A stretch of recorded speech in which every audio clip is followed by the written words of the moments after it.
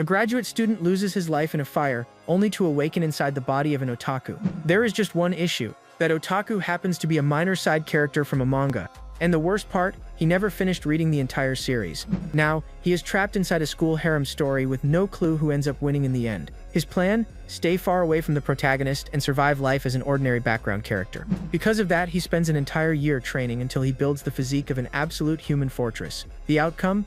Everyone at school is terrified of him. This story is absolutely amazing. Don't forget to leave a like and share your thoughts in the comments. And without wasting any more time, let's jump straight into the video. The protagonist begins the story drenched in cold sweat, completely overwhelmed by the bizarre situation he finds himself in. At that very moment, a blonde girl confesses her feelings to him and reveals that she is also a huge manga enthusiast. At the same time, a red-haired girl grabs his hand and asks how things ever escalated to this point. Right after that, a third girl wearing a kimono appears and mentions that all she ever wanted was a peaceful, ordinary life. As if things were not chaotic enough, an energetic blue-haired girl suddenly joins the scene. But it turns out the entire situation was nothing more than a dream. Without warning, he jolts awake and points ahead, completely unable to understand what is happening. The young man named Kim opens his eyes in terror as he calls out for his teacher. His heart pounds wildly as he turns his head, desperately searching for his instructor. He finds himself lying in a hospital bed, covered in injuries, wondering where he is. A man then asks whether he remembers anything that happened before the accident. Instantly, memories of a blazing fire surface in his mind, where he had been trying to save his research data. Because of that memory, the young man realizes he is in a hospital, although he still has no idea why. Suddenly, his eyes widen after noticing something extremely unusual. The young man picks up a reflective object to examine his own appearance. In that instant, he is startled to discover that the face staring back at him is not his own. With his memories completely tangled together, he gradually pieces together what happened. Eventually, he realizes that he has ended up inside someone else's body. The original owner was Kim, a high school student of Japanese and Korean descent. Apparently, the boy had been involved in a car accident and remained unconscious for several days. And so, the protagonist who died during the fire inherited the young man's body. The boy feels relieved because he has finally escaped his miserable life as a graduate student. Even so, he believes it would be foolish to let his guard down, since anything could still go wrong. After arriving at his new home, he wonders how he is supposed to adjust to this completely different life. His new mother tells him to get plenty of rest, and he heads upstairs. As he reaches the entrance to his new room, it feels as though his body already recognizes the place. The young man feels uneasy about invading another person's personal space and carefully steps inside. However, the moment he opens the door, he is completely stunned by the sight before him. His eyes grow wide as he struggles to believe what he is seeing. The room is filled with countless anime posters and collectibles. At that moment, he realizes that the previous owner of this body had been a genuine otaku. The discovery leaves him speechless as he comes to terms with the fact that the room belonged to a devoted anime fan. The situation confuses him so much that he remains seated on the floor while a strand of hair sticks up dramatically. Anime physics working overtime. He starts questioning whether he can truly continue living while pretending to be Kim. The protagonist thinks that acting differently might make his parents suspicious, but he knows absolutely nothing about these hobbies. With no idea what to do next, he studies one of the posters on the wall and notices something odd. After taking a closer look, he realizes that the character in the illustration bears a striking resemblance to Kim. The discovery shocks him so much that he loses his balance and falls backward. He cannot believe that the poster belongs to such a specific manga series. Cold sweat runs down his face as he wonders if this could somehow be an elaborate trap. To confirm his suspicions, he checks the bookshelf and finds manga from every genre imaginable, ranging from action to romance. He then picks up a volume featuring a particularly unusual cover and an eye-catching title. The protagonist feels that the character on the cover looks familiar, and before long, he remembers where he has seen it before. He then recalls Scramble Love, a shoujo manga that sold more than 10 million copies. The series followed all the classic romantic comedy formulas and earned tremendous praise because of it. However, the original ending completely disregarded every major heroine. The fandom erupted in outrage when the unexpected conclusion crowned the childhood friend as the winner. Yes, the internet survived, barely. After noticing so many similarities, he decides to read it to determine whether it is truly the same story. As he continues reading, his shock intensifies until he finally exclaims, "This is a crime." The story frustrates him so much that he cannot stop himself from shouting aloud. The following day, he is at a restaurant and admits that the manga was incredibly entertaining, to the point that he spent the entire night reading it. His mother then appears and asks him to help serve the customers for a while. He responds somewhat awkwardly, but she does not seem to notice, while the boy is surprised to realize that he works there. As the restaurant owner's son, he puts on an apron and starts greeting customers. Suddenly, he stares at the new arrivals with complete astonishment. He has an overwhelming feeling that he has seen those two people somewhere before. The blonde girl excitedly declares that she plans to feed him and that there is no escaping her. Possessive mode activated. She then calls out the young man's name while he appears increasingly uneasy about the entire situation.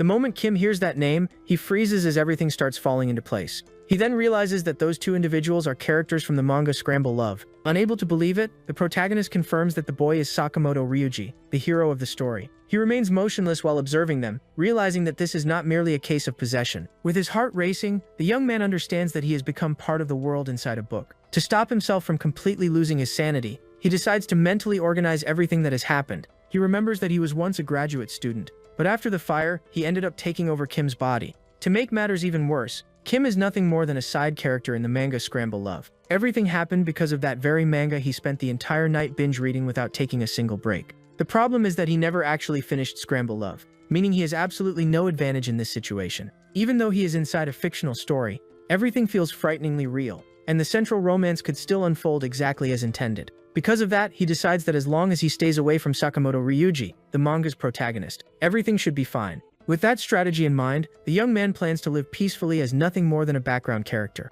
To achieve that goal, he studies every book he can find in the room so that he can imitate Kim perfectly. He even managed to enroll in a prestigious private academy located far from home, thanks to a full scholarship. After entering the school, he also became actively involved in the student council's activities. However, despite all of that, the possession never disappeared, and it seems he will have to continue living this way. The protagonist realizes that focusing solely on academics is not enough and considers investing in stocks, but he lacks the money to do so. Then, a new idea comes to mind, and he decides to begin physical training instead. As a result, he reaches his second year of high school with a completely transformed appearance and far greater self-confidence. His entire first year flew by in the blink of an eye, and throughout that period, he trained relentlessly. The young man pushed every workout to its limit and lifted weights with near-obsessive dedication. He exercised every single day without exception, reshaping his body into something far stronger and more defined. All of that hard work and sacrifice served one single purpose: self-protection. After all, this is a manga world, and there is no telling when ghosts, aliens, or some other absurd scenario might suddenly appear. Better safe than sorry before the surprise arc drops. That is why he prepared himself for an uncertain future, rather than out of vanity or a desire to show off his strength. The young man successfully made it through his entire first year without any major issues, and hopes things remain that way. Unfortunately, everything he has just been thinking about is about to fall apart. A girl greets him with a cheerful good morning, and she turns out to be Yaguchi Maya, the main heroine of the original story. The blonde boy replies that there is nothing good about this morning for him, and that boy is none other than Sakamoto Ryuji, the original protagonist. The situation is disastrous because our hero ended up in the exact same class as Sakamoto Ryuji. He is furious since he specifically chose a distant school solely to avoid running into him. As if that were not enough, an unpleasant feeling washes over him when he hears Sakamoto Ryuji mention that he lost his wallet. Ryuji also reveals that he accidentally bumped into a girl earlier, causing our protagonist to become anxious as every romance manga cliché starts flashing through his mind. The flags are raising themselves at this point. At that moment, the teacher enters the classroom and instructs everyone to quiet down and return to their seats. He explains that he understands how chaotic the first day can be but asks everyone to settle down. Then, he picks up his clipboard and announces that he has something important to tell the class. Everyone grows curious and waits attentively for what he is about to say. He then reveals that they have a new transfer student and invites her to come inside.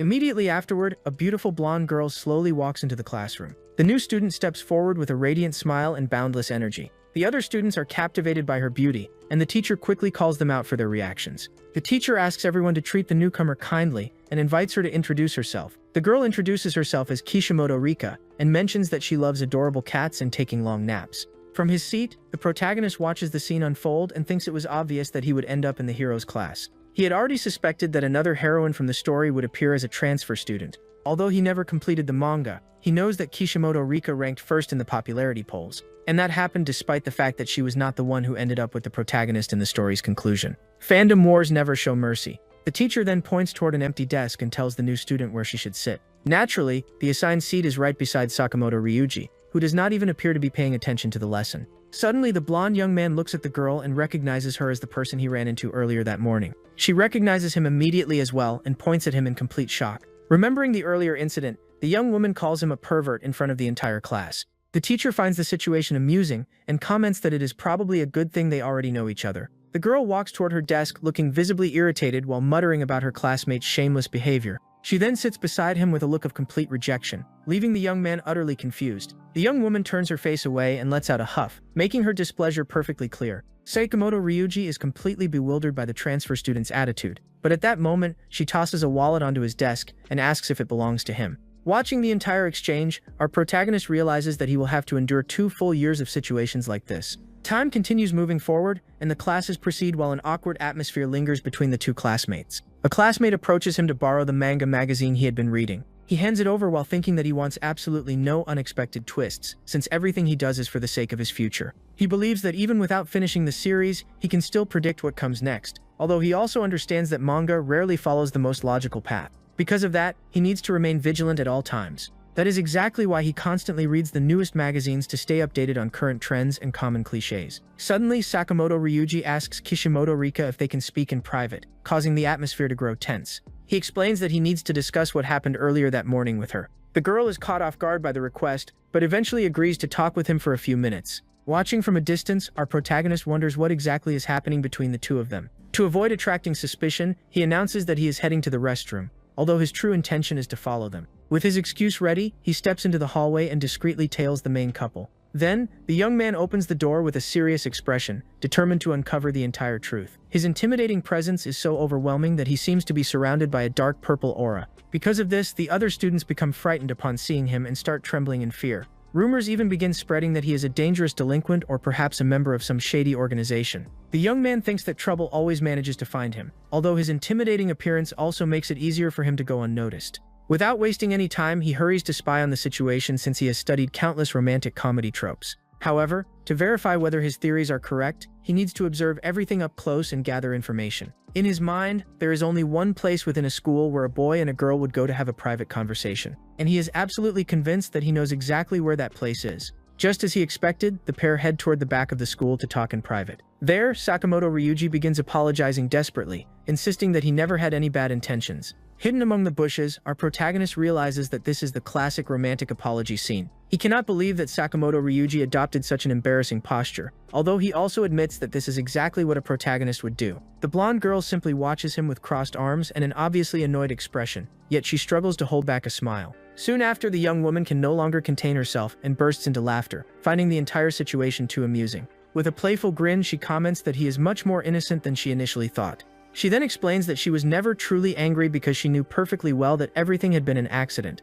The real reason behind her behavior was that Ryuji's panicked expression had been hilarious to her. And just like that, the young man realizes that he fell victim to a prank orchestrated by Kishimoto Rika, the school's most popular girl. Our hero then concludes that this was the very first encounter event between the heroine and the protagonist.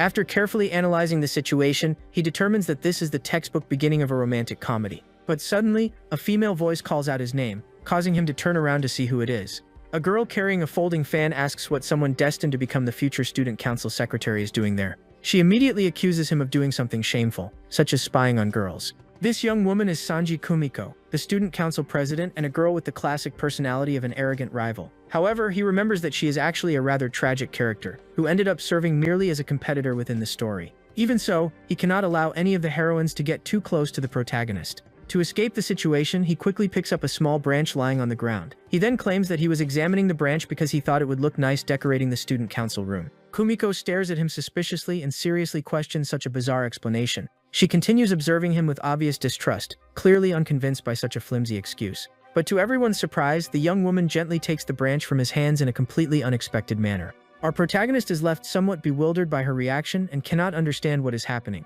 She tells him that since he was the one who found it, she will at least place it in the meeting room. The young man thanks her while remaining amazed that such a ridiculous excuse actually worked. Task failed successfully. Afterward, the young woman asks what brought him there, especially since the beginning of the semester is usually so hectic. She also reveals that she plans to have lunch with the student council members, and has granted him a special opportunity to join them. Because of that, she tells him to hurry to the cafeteria before all the seats are taken. Confused, the protagonist replies that there is nothing there that matches her tastes. With a calm smile, she tells him that he does not know her at all. She then asks whether he is implying that she does not understand the preferences and habits of ordinary people. Kumiko recalls a pork rice bowl she once ate and confidently states that she would have no problem eating something like that. He gets the feeling that the girl is subtly flaunting her wealth while trying to appear relatable. He then explains that the school cafeteria does not even serve that kind of dish. She asks what meals are available there, and he answers that they offer something similar called gyudon. The young woman shows an uncomfortable expression and thinks that the name sounds rather strange. With obvious reluctance, she asks whether she will really have to eat something like that, appearing far from convinced. Our hero seizes the opportunity to tease her slightly by reminding her that she had just been boasting about being different from everyone else. At that moment, Akai Shinjiro, the student council vice president, finally arrives after locating her. The bespectacled young man immediately recognizes Kim and seems to understand the situation perfectly. Without hesitation, the vice president begins scolding our protagonist for skipping student council activities. Akai further reveals that the poor student council president even skipped her own meal to come looking for him. The young man becomes confused and cannot understand why anyone would do something so excessive for his sake. With her face turning bright red, the young woman immediately denies everything and insists that she was never worried about him. The vice president then steps in front of her and declares that he will no longer tolerate such disrespect. He even makes something resembling a loyalty oath while the young woman rushes him along because her food is getting cold. Akai eventually escorts the girl away while warning that if he continues behaving this way, the Akai family will not stand by idly. Our protagonist is left behind in complete confusion, unable to understand anything that just happened. After all of that chaos finally settles down, time continues to pass until the school day eventually comes to an end. Once classes are over, the young man heads toward the subway station to make his way back home. As he walks, he reflects on how the day of the protagonist's main event marks the true beginning of the story. Thanks to the intense training he underwent over the past year, everyone prefers to keep their distance from him, and his plan of living as a mere side character seems to be working perfectly. For now, NPC mode remains a complete success. If things continue this way, he will have no reason to interact with the protagonist. Just then, the station display indicates that the next train will arrive in 10 minutes. While waiting, he approaches a vending machine, although the can drops as it is dispensed. Holding the drink in his hand, he thinks that as long as he continues living like a background character, everything should be fine. However, just as he starts believing everything is going smoothly, someone grabs his arm. Startled, the young man turns around to see who interrupted him. To his immense surprise, the person standing before him is none other than the transfer student, Kishimoto Rika. The protagonist is completely bewildered and wonders why she is standing right in front of him. The girl mentions that she was worried and is relieved that she managed to find him so quickly. She then steps a little closer and asks him how to get to a certain location. Although he knows exactly where that place is, what truly puzzles him is how she knows his name. With a cheerful smile, the young woman points to the name tag on his uniform. Kishimoto Rika calls him Kim and reminds him that his name is clearly written there. The young man feels slightly embarrassed after realizing he completely overlooked such an obvious detail. The girl lets out a small laugh upon seeing his reaction and how absent-minded he can be. She then tells him that he seems like a good person and that she thought so from the very beginning. The protagonist becomes curious about that remark and wonders what made her think that. Confused, he cannot understand what the young woman is talking about or what she hopes to gain by approaching him. That is why he asks what exactly she meant and how she managed to remember him so easily. The girl replies that he has a very distinctive presence and that it would be impossible not to notice him. She also heard rumors about how he stood up against a gang and was even recruited to play baseball. And since he acted completely naturally around the queen of the class, she assumed he must be an amazing person. The boy realizes that she managed to develop a completely inaccurate impression of him in record time. The panic sets in when he understands that he has ended up getting involved with one of the heroines. The young man reflects that her kindness probably explains why she is so popular, and he wonders whether he should try to push her away. At that moment, the girl calls out to him again, pulling him away from his thoughts about the future. The young woman complains that he completely ignored her compliment, causing him to awkwardly apologize. She then asks what he thinks about it, and the boy simply thanks her for her kind words. Upon hearing that response, the young woman gives him a warm smile and continues chatting with him. He comments that most people tend to misunderstand him, but someday she will discover what he is really like. The young man adds that he may look intimidating, but he is actually a pretty nice person. With a bright smile, she suggests becoming his friend until everyone else learns to understand him. The protagonist remains silent, trying to process such an unexpected proposal. He then realizes that trying to scare her away will accomplish nothing, and decides to go along with it for now. However, in order to preserve his side character image, he accepts the offer and tells her that he is counting on her. The young woman smiles happily because everything worked out well, while he thinks that she can keep fooling herself if she wants. Then he remembers what she originally wanted to ask and notices her showing him a piece of paper with an address written on it. The girl explains that it is the location of her new home, but admits that she is completely lost when it comes to navigating the subway lines. After looking at the address, he notices that it belongs to an extremely upscale residential area, confirming that she also fits the classic wealthy girl stereotype. The young man tells her that he lives relatively nearby, meaning they will be taking the same train, and she becomes excited immediately. Her eyes sparkle at the news, and she grows genuinely thrilled by such a coincidence. The young woman asks whether his house is very close, and he replies that it is only 2 stations away. While she believes this must be fate at work, our protagonist considers it an enormous problem. The universe really loves testing this man's NPC strategy. But suddenly, he pauses as an idea comes to mind that could allow him to take advantage of the situation. The young man spent years preparing himself to survive in this world, but he possesses one fatal weakness. He never actually finished reading the original story. Because of that, he understands that information obtained directly from Kishimoto Rika will be far more valuable than anything gathered from a side character. As a result, he decides to become friends with her in order to collect information and perhaps subtly influence certain events. With a somewhat suspicious smile, he thinks that a small adjustment like this should not affect the storyline too much. Famous last words. As a friendly gesture, he offers to buy her a drink from the vending machine. The young man explains that it is his way of thanking her for becoming his friend, and the girl chooses a cola. The moment she receives the can, she opens it immediately and starts drinking enthusiastically. With a grin stretching from ear to ear, she declares that nothing beats a good soda. He asks whether she really likes cola that much, and she replies that she has not had one in a very long time because of a strict diet. The protagonist grows curious and asks about the diet she just mentioned. The young woman then shows him a photograph on her phone in which she is wearing model clothing. She reveals that she worked as a magazine model, which is why she has to be so careful about maintaining her figure. The boy comments that she looks quite different in the picture, but she quickly denies that makeup is the reason. Before the conversation can continue, he changes the subject and points out that the train has just arrived, prompting her to protest that he is playing unfair. As the train pulls into the station, their little argument is interrupted. Once they step inside the train car, several people begin commenting on the protagonist's intimidating appearance. All of the passengers seem frightened by him and move away, creating a massive empty space around him. Social distancing before it was trendy. The girl jokes that thanks to him, they managed to discover a shortcut, but he completely disagrees with that statement. The young man then pulls out a subway map to determine the best route for guiding his new friend home. He starts leading her through the station, but the girl soon becomes a bit disoriented and struggles to keep up with him.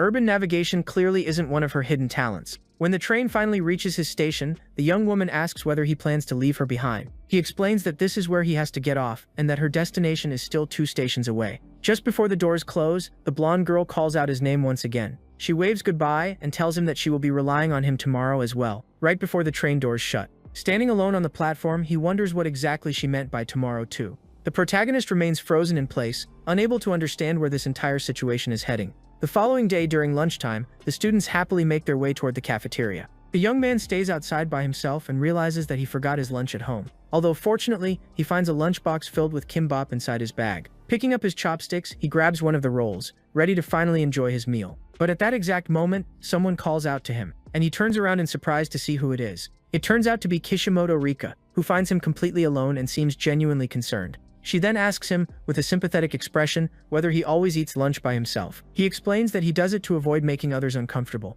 but she insists that he should eat with company instead. The young man replies that it is simply easier this way, and that his classmates just need some time to get used to him. The girl appears somewhat uneasy with that answer, and says she will try to be patient, although she doubts that he is truly that lonely. At that moment, a sudden idea crosses her mind, and her eyes light up. The girl stares at the lunchbox with great curiosity, intrigued by the variety of food inside. Recognizing the kimbap from Korean dramas, she excitedly asks if she can try some. The young man agrees, somewhat surprised, and wonders how she manages to switch moods so quickly. Mood swings faster than an anime opening transition. She then asks whether she is supposed to cry about it, and immediately suggests that they start having lunch together from now on. He warns her that he does not bring kimbap every day, causing the young woman to become annoyed as she explains that was not the point at all. The boy realizes that, without noticing it, he has grown quite close to her, and that he does not dislike her company whatsoever. The young woman picks up one of the rolls with her chopsticks and tastes it with great enthusiasm. She absolutely loves the flavor and asks whether his family truly owns a Korean restaurant. Sitting on a nearby bench, she thanks him for the meal and asks him to pass her gratitude along to his mother as well. Afterward, she offers him a piece of Japanese omelet in exchange for a bit more kimbap. The young man accepts the trade and immediately takes a piece of omelet from her lunchbox. Using his chopsticks, he brings the food to his mouth, ready to sample the Japanese dish. However, the moment he tastes it, his expression shifts completely from curiosity to utter shock. In his imagination, it feels as though someone dumped an entire jar of sugar onto the food, leading him to conclude that it is unbelievably sweet. The boy asks how much sugar she used, and she replies, "I only added what felt like the right amount." He tells her that consuming that much sweetness is not healthy, and promises that next time he will prepare a Korean-style omelet without sugar. The young woman asks what ingredients he uses for that, and when he answers that he simply adds salt, she is left utterly stunned. She calls him weird, while he privately thinks that her taste buds are the truly defective ones for enjoying something so sweet. The atmosphere becomes slightly awkward, and a strange silence settles between them. Suddenly, he glances toward the parking area and notices the student council president standing there alongside her vice president. The president appears especially anxious and unsettled about something happening nearby. Kishimoto Rika also notices them and looks in the same direction. In the president's mind, perhaps heaven could forgive certain acceptable relationships between students. But as the student council president, she could never allow such a thing. Our protagonist is completely bewildered and has no idea what she is talking about. The vice president then declares that a boy and a girl eating lunch alone together constitutes an inappropriate relationship. Immediately afterward, he confronts the young man and accuses him of making excuses after being caught in the act. The protagonist instantly denies the accusation and insists that he is not trying to justify anything. However, Kishimoto Rika remarks that meeting alone for lunch every day might indeed seem a little unusual. Upon hearing that, the president becomes so nervous that she starts stuttering as she asks whether Rika is trying to imply something. At that moment, Kishimoto Rika appears to remember something and points at her while calling her the gloomy president. The black-haired young woman is left utterly horrified and confused by that nickname. Rika explains that there is a rumor about her always walking around alone and that she now completely understands why. Furious, the president shouts that her uniform symbolizes the dignity of the student council. The blonde girl responds that she should simply embrace it because everyone thinks it looks like cosplay, and there is nothing wrong with that. The president is devastated after discovering that the students mock her by calling her a cosplayer. Critical hit. Emotional damage activated. Observing her reaction, Kishimoto Rika realizes that she may have taken the joke a little too far. The young woman then declares that she will let the matter slide this time, although she warns that one day she will return to settle the score. Embarrassed, she runs away from the scene while her vice president follows behind, unable to understand what just happened. The bespectacled young man shouts for her to wait, and the two quickly disappear from sight. Kishimoto Rika then asks her friend what exactly she did wrong, and he admits that he has no idea either. The bell rings, signaling the end of lunch, and everyone returns to their respective classrooms. After classes conclude, our protagonist remains alone at his desk, completely absorbed in his thoughts.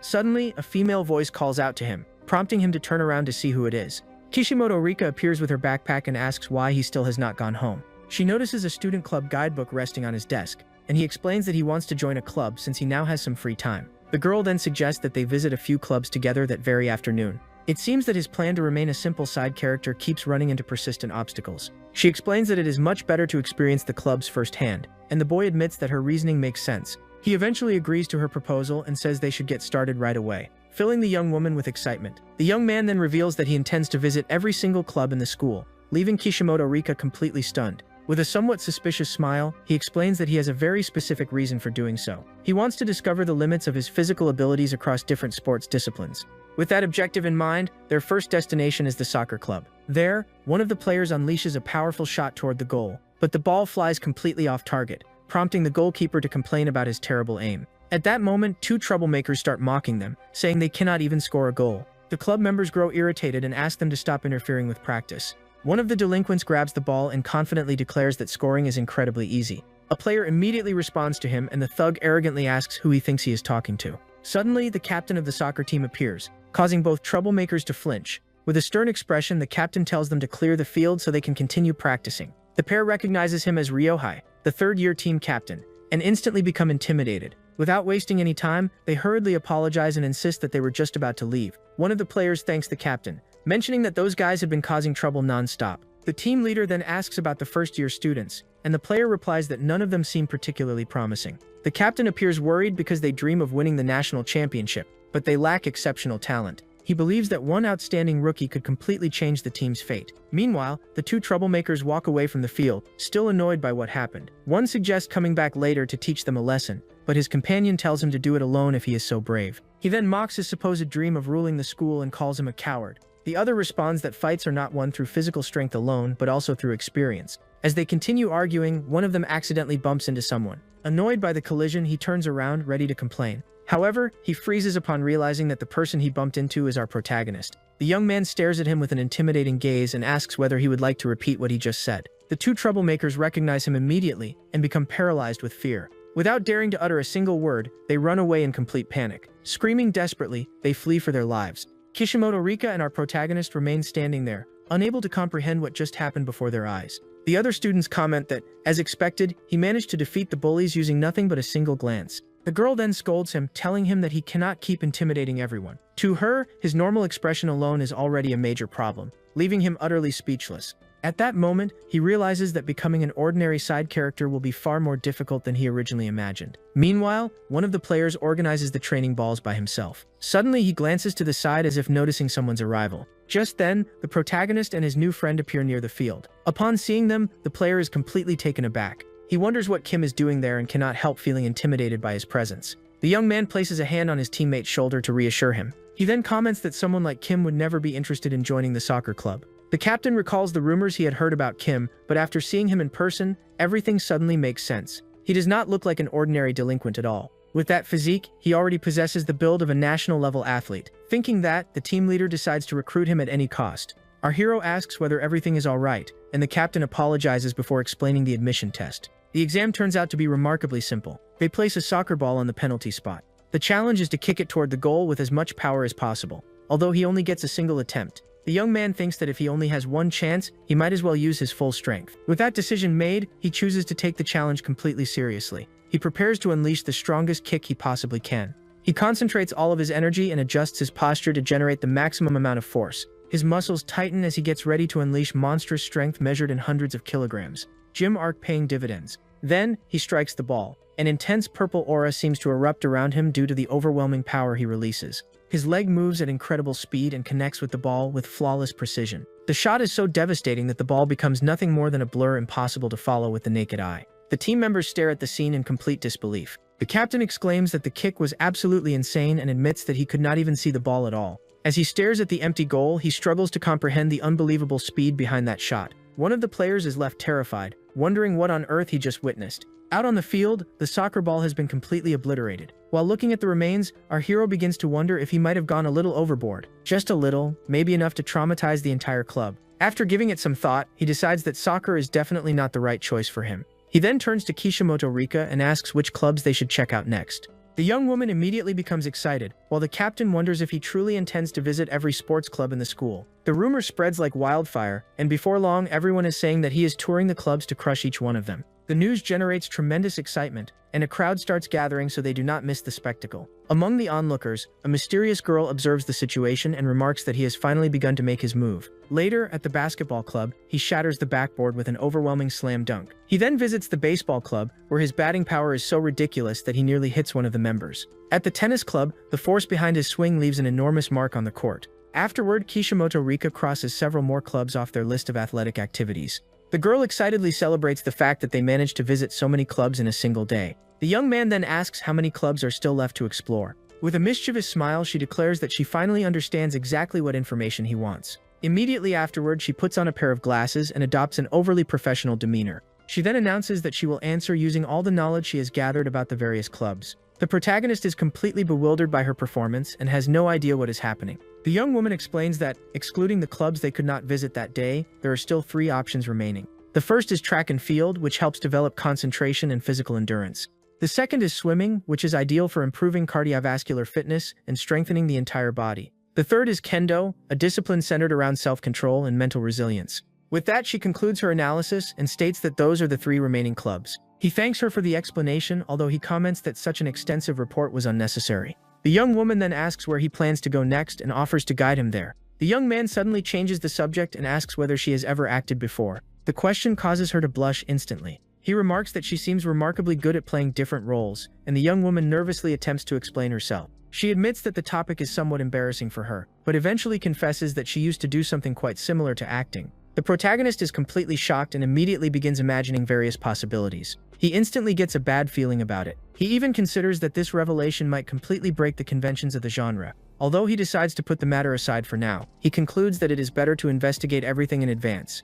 Suddenly, the girl grabs his arm and pulls him back to reality. She hurriedly reminds him that they still have 3 clubs left to visit. Noticing how nervous she seems, he decides not to press the subject any further. The young man suggests starting with the kendo club, and she agrees to take him there. When they arrive, they discover that a massive crowd of students has gathered outside the dojo. One of the students stares at his phone with an expression of complete astonishment. The crowd erupts with excitement as they announce that Kim has finally arrived at the kendo club. Many people comment that he has already wreaked havoc across several clubs and looks even more intimidating in person. Even a reporter from the school newspaper is too frightened to approach him for an interview. At that moment, Kishimoto Rika takes on the role of an impromptu representative and tells the reporter to speak with her instead. Just then, the doors of the dojo begin to open slowly. On the other side stands a figure that immediately captures the protagonist's attention. A young woman points at him and accuses him of using the clubs merely as an excuse to cause trouble. She then aims her kendo sword toward him with a firm and defiant gaze. She is Fumika Yuka, the captain of the club, who boldly declares that his winning streak ends right there.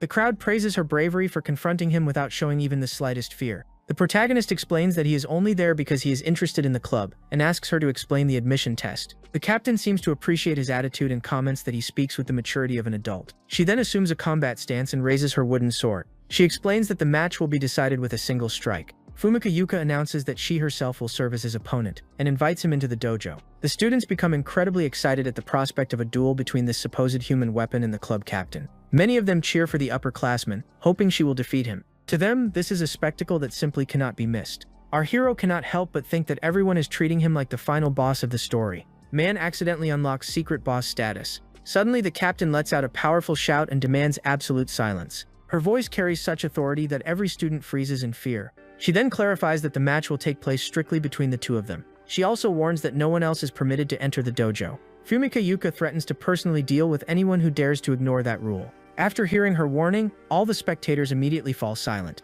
No one seems eager to challenge her. Kishimoto Rika comments that this captain is operating on an entirely different level compared to everyone else. Our hero agrees and acknowledges that his new opponent possesses an extraordinary presence. He can feel an immense pressure radiating from her. At that moment, he realizes that her aura is no joke. The protagonist asks Kishimoto Rika to wait outside because he will be back shortly. With everything decided, he enters the dojo alone to face the challenge. The captain asks whether he is certain that he does not need protective gear. He replies that armor in his size probably does not exist, prompting her to remove her own equipment as well. The young man accepts the condition, although he warns her that he will not be responsible if she ends up getting hurt. The girl lets out a small laugh and remarks that he says some truly amusing things while adjusting her grip on the sword. She confidently assures him that he will not even manage to touch her uniform. With unwavering confidence in her eyes, she takes her stance and prepares for the match to begin. With everything set, the long-awaited duel between the two finally commences inside the dojo. The captain charges forward with incredible speed, but our hero successfully blocks the attack using his own sword. She acknowledges his skill and comments that, for an ordinary street delinquent, he fights surprisingly well. However, the young woman adds that, in the end, he is still nothing more than a regular person. He then dodges one of her attacks with such incredible speed that it is almost impossible to perceive. The girl continues her offensive and manages to shatter his wooden sword with her own. Immediately afterward, she unleashes a flashing technique that blinds him for a brief moment. Taking advantage of her opponent's impaired vision, she prepares to deliver the finishing blow and end the match. But the young man narrowly evades the attack at the very last second, leaving the captain utterly astonished. Our hero says nothing and simply watches her with a serious expression. She calls him a foolish boy and claims that he cannot even break through such a basic magical circle. The captain launches another assault while the protagonist remains calm and completely still. Suddenly, he extends his hand and catches her sword using nothing but his fingers. With an expression of absolute disbelief, the young man reveals a fraction of his true power and disarms her instantly. The young woman is left frozen in shock, unable to comprehend what has just occurred. Then our hero takes hold of the sword and delivers a precise strike to her chest. She feels an overwhelming pressure and cannot understand what truly happened during the exchange.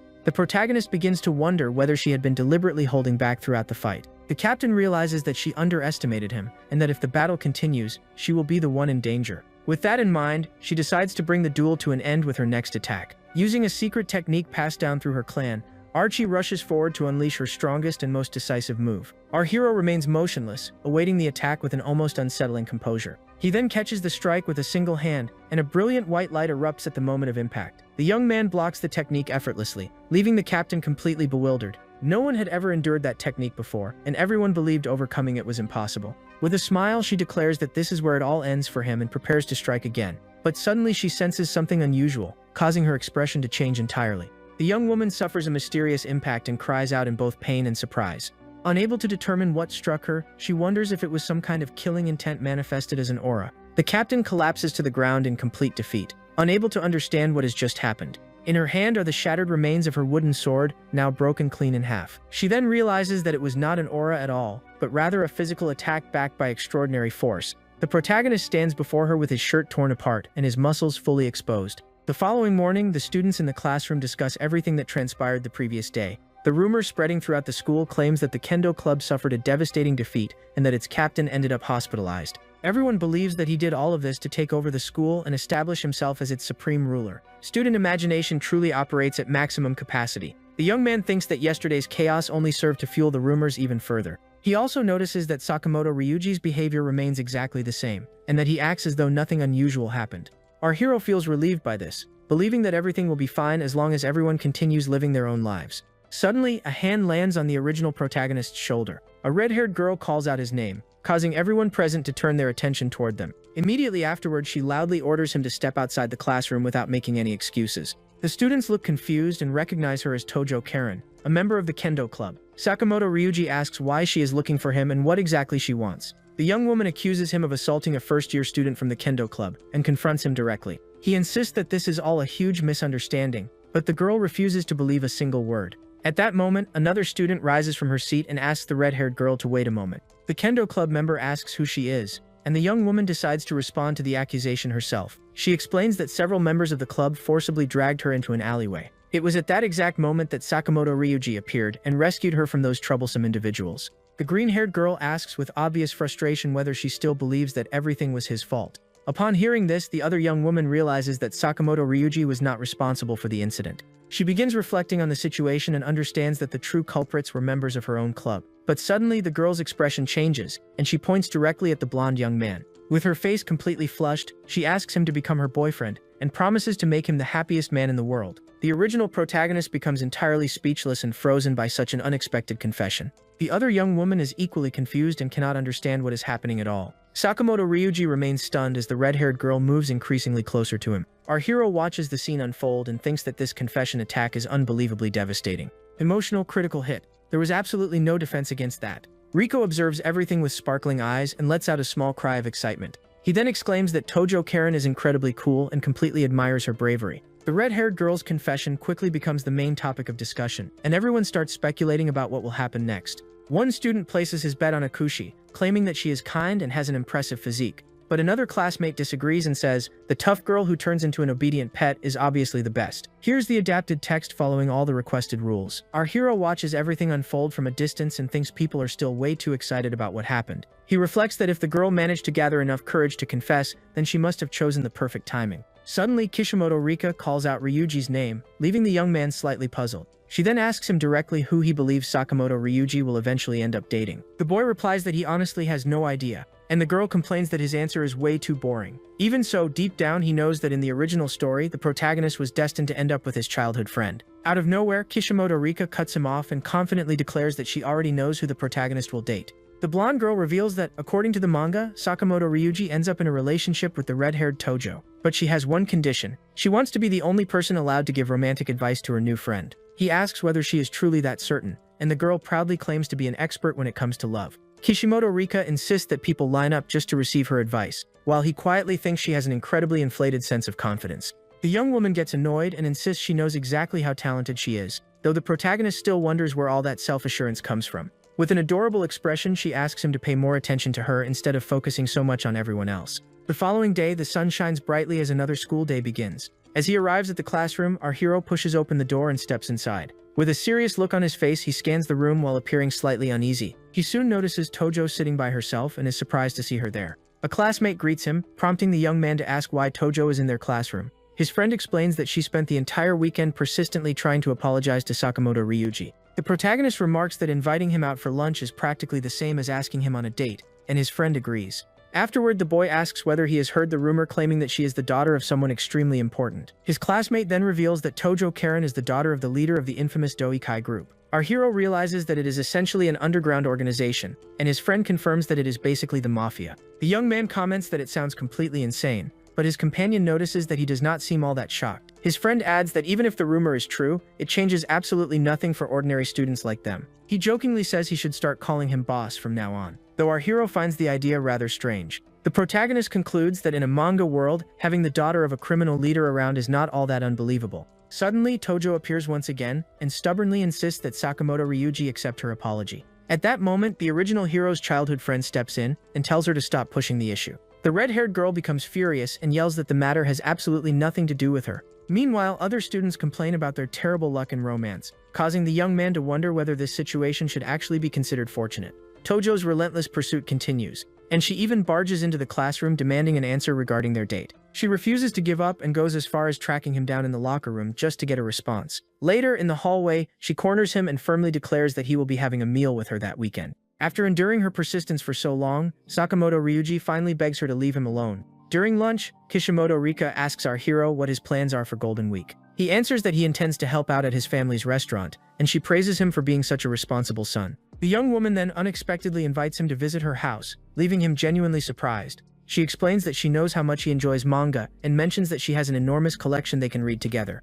Smiling brightly, she comments that her father's collection is large enough to fill an entire bookstore. The young man accepts the invitation, and the girl enthusiastically tells him to contact her whenever he wants. At that moment, something suddenly clicks in the protagonist's mind. Kishimoto Rika also seems to realize something, and her expression shifts as a new thought crosses her mind. He points out that despite being incredibly slim, she eats an astonishing amount of food, and the young woman casually replies that this is perfectly normal for her. She explains that gaining weight is difficult for her, which is why she eats generously at lunch to avoid snacking later. With a mischievous grin, the girl reveals that everything she eats somehow turns into curves. Critical emotional damage. The poor guy was not equipped for that information. The young man freezes completely, unable to form a single response after hearing such an unexpected comment from his friend. She calls him weird and admits that the whole thing had been a trap. The blonde girl laughs at the situation, but suddenly her expression changes completely. Her eyes widen dramatically as though she has just witnessed something unbelievable. Tojo takes a seat at their table, leaving Kishimoto Rika utterly stunned by her appearance. The blonde girl immediately senses the perfect opportunity and rises to her feet full of excitement. She approaches the red-haired girl and calls her by name.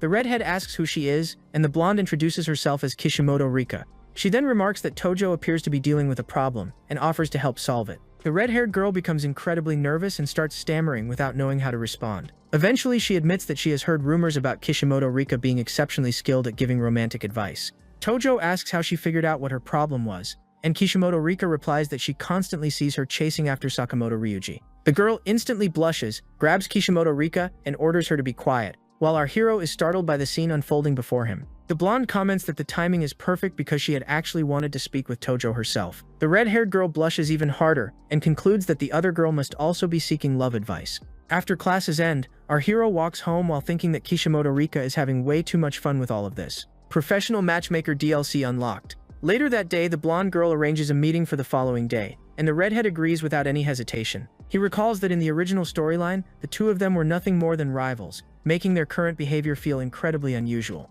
Even so, he decides to stop overthinking the matter, and heads to the gym for a workout session. Upon arriving, he is startled by the amount of noise, and quickly realizes that everyone is training with unbelievable intensity. Yeah, this looked less like a workout and more like preparation for the final boss battle. As he scans the room, he wonders why the atmosphere is so chaotic when someone suddenly calls out his name. The young man turns around in surprise and discovers that it is Fumika Yuka, the captain of the kendo club. With a look of astonishment, he immediately recognizes her from the duel they had in the school's dojo. The protagonist then asks if she is really the same person standing before him at the gym. The young woman explains that her club practices are no longer enough for her and that she had no idea he trained there as well. He feels somewhat uncomfortable and realizes that her presence perfectly explains why everyone seems so excited. Additionally, the young man notices that she is attractive enough to cause such a commotion. He asks whether she lives nearby, and the young woman reveals that she recently moved into the area. Our hero is surprised by the news, but at that very moment, someone enthusiastically declares that this is fantastic news. The gym owner, Nakayama Yujiro, suddenly appears and once again addresses the protagonist as boss. He then asks him to teach Fuma how to train since they both attend the same school. The owner quietly whispers that the girl seems interested in him and that he should make the most of the opportunity. The young man replies that he will take things slowly, believing that the owner has completely misunderstood the situation. The three of them stand there observing the various machines and weights scattered throughout the gym. Then, the owner suggests starting with 220 kilograms, leaving Fuma utterly shocked by the number. Trying to reassure her, he comments that in over 20 years, he has never encountered a beast like Kim. With that said, our hero firmly grips the barbell and prepares to begin his workout. The muscles in his legs tighten as he positions himself to lift the weight. The gym owner smiles proudly as he witnesses such an incredible display of strength. With a grunt of effort, the young man raises the bar with astonishing ease. The kendo captain is left completely speechless by the overwhelming power she has just witnessed. The owner insists that the weight is far too light and increases the load to 270 kilograms. The young man successfully lifts the heavier weight through 5 complete sets, leaving both spectators completely stunned. The owner proudly boasts that he is truly a beast, while the young woman concludes that the entire situation is absurd. She admits that a physique like his should not belong to an ordinary student, and decides that he is a genuine monster. As a result, she reaches the conclusion that he must possess the legendary Supreme Yang physique she has heard about. This physique supposedly embodies the Yang energy of 100 men combined into a single body. According to ancient theories, numerous historical heroes and legendary figures were also said to possess this power. She is entirely convinced because she fought him personally and experienced that overwhelming strength firsthand during their battle in the dojo. After reaching this conclusion, she decides to immediately report her discovery to a certain individual. The following day, the group gathers outside a traditional-style residence. Once they enter the property, they receive a warm welcome, while the red-haired girl appears completely familiar with the surroundings. The young man wonders if Tojo's family truly belongs to the mafia, and whether situations like this are considered normal there. He thinks he will never grow accustomed to the strange nature of this world when a man suddenly fixes an intense stare on him. The young man is startled by the intimidating presence of the enormous individual. Immediately afterward, the man accuses him of being a spy sent by a rival organization and orders the young woman to step aside. The red-haired girl immediately scolds him and explains that her friends came to help her. Our hero feels frustrated and thinks he has done absolutely nothing to deserve such treatment. Once inside the house, the man apologizes for the behavior of his subordinates. The young man responds that it is not a problem and comments that misunderstandings like these happen to him quite often. He attempts to quietly excuse himself from the gathering, but Kishimoto Rika insists that a boy's perspective is important as well. She then explains to Tojo that one of the best ways to express feelings is through cooking.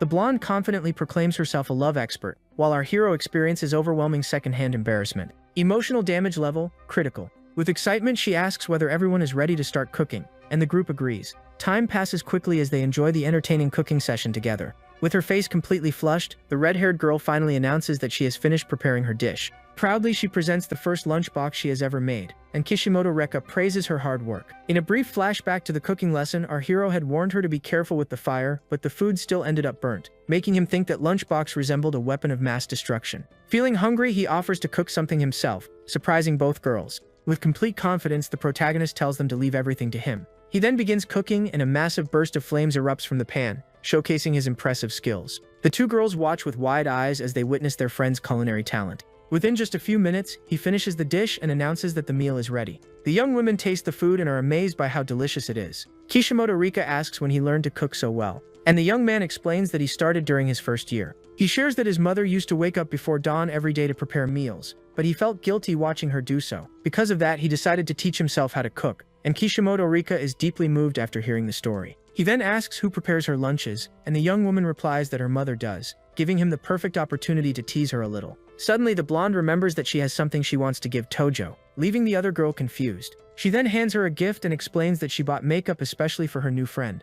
In addition, Kishimoto Rika prepared a complete skincare routine guide, and Tojo awkwardly thanks her for the thoughtful gesture. The young woman remarks that they should start by practicing makeup before heading out to buy some new clothes. Kishimoto Rika then points out that Karen's usual fashion sense at school is a little unusual. She even adds that Karen dresses like an old man, instantly causing the redhead to explode in protest. Our hero cannot help but smile as Karen firmly declares that she will master makeup for her upcoming date. Brimming with excitement, the blonde asks him to wait a moment while they freshen up a bit. He asks if she truly intends to leave him by himself, and she replies that witnessing a girl's transformation should practically be considered a crime. With that, the two girls head off to begin their makeup session, leaving our protagonist entirely on his own. The young man stands there in confusion since she had been the one insisting that a guy's opinion was important. Later that evening, he walks home while reflecting that the day had turned out to be far more enjoyable than expected. Alongside Kishimoto Rika, he genuinely hopes that Karen succeeds in getting the date she has been dreaming of. Suddenly, he stops and glances to the side, confusing the blonde girl. The young man explains that he needs to stop by a store to buy a manga magazine. He picks up a copy of the weekly issue,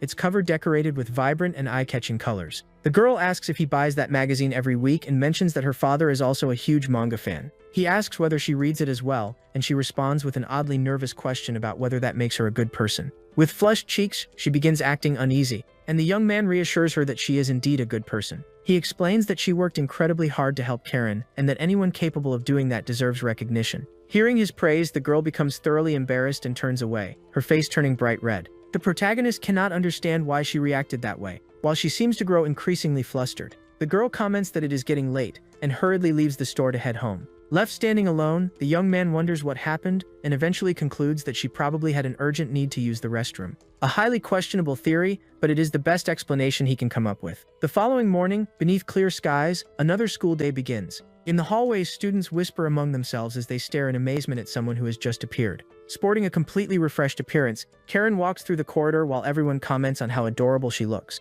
The students wonder if someone that cute had always attended the school and begin investigating which class she belongs to. Wearing a determined expression, she carries a letter decorated with an elegant seal. Soon after, she presents the letter to Sakamoto Ryuji and formally challenges him to go on a date with her. Unable to recognize her, the young man asks who she is, causing Karen to become furious immediately. Time passes, and eventually the group gathers in Shibuya for their long-awaited shopping trip. Kishimoto Rika praises Karen's challenge letter, while Karen asks everyone to start calling her by her first name. The blonde happily agrees and asks her new friend to simply call her Kishimoto Rika as well. As they browse through the women's clothing section, our hero feels as though he has stepped into an entirely different dimension. In a brief flashback, Kishimoto Rika had convinced him to join them so he could help choose outfits for Karen. The blonde spots a boutique called Marionette and immediately falls in love with an elegant dress. Without wasting a second, she drags Karen inside so she can try it on. Kishimoto Rika starts piling all sorts of outfits onto her friend, leaving Karen completely overwhelmed. Wearing a triumphant grin, she pushes Karen toward the fitting room so she can change as quickly as possible. The redhead insists that this style does not suit her at all, but Kishimoto Rika decides to take matters into her own hands. She approaches Karen and tells her to stop complaining and trust her judgment. Meanwhile, outside the fitting room, the young man wonders what exactly is happening in there. With trembling hands, Karen holds onto the skirt of her elegant new black dress. At last, she steps out of the fitting room and comments that the skirt is far too short, but Kishimoto Rika completely ignores the complaint. Our hero looks at her and tells her that the new outfit genuinely suits her very well. The young woman blushes instantly, while he thinks that Karen has undergone an incredible transformation. Character customization complete, new skin unlocked. After finishing their shopping, the group returns to the Tojo clan residence, Karen's home. Meanwhile, an important meeting is taking place inside the mansion. The clan leader surveys his subordinates with a stern expression. This man is Tojo Natsutada, the sixth head of the clan and Karen's excessively protective father. He is better known by the fearsome nickname Red Sea, a title capable of intimidating anyone. Suddenly, he drives a knife into the table and announces that his daughter has found a suitor. The people present react with outrage and demand to know which delinquent dared approach her. Karen's father declares that he will never hand his daughter over to some random stranger and summons his assistant. He then asks for the young man's name, and his right-hand man confirms that it is Sakamoto Ryuji. The assistant reports that this is the same Sakamoto Ryuji, who attends the same private school as Karen. Furthermore, he explains that Karen wanted to visit a beauty salon, and that he personally escorted her there. As if that were not enough, he presents her credit card history, which is filled with purchases from clothing stores. After reviewing all the evidence, he concludes that Karen definitely has a date scheduled. Upon hearing this, the father erupts with rage. The clan leader bellows Sakamoto Ryuji's name while his subordinates desperately try to calm him down. With hatred visible in his eyes, he orders every available clan member to assemble over the weekend. Their mission will be to discreetly watch over Karen and prevent Sakamoto Ryuji from attempting anything suspicious.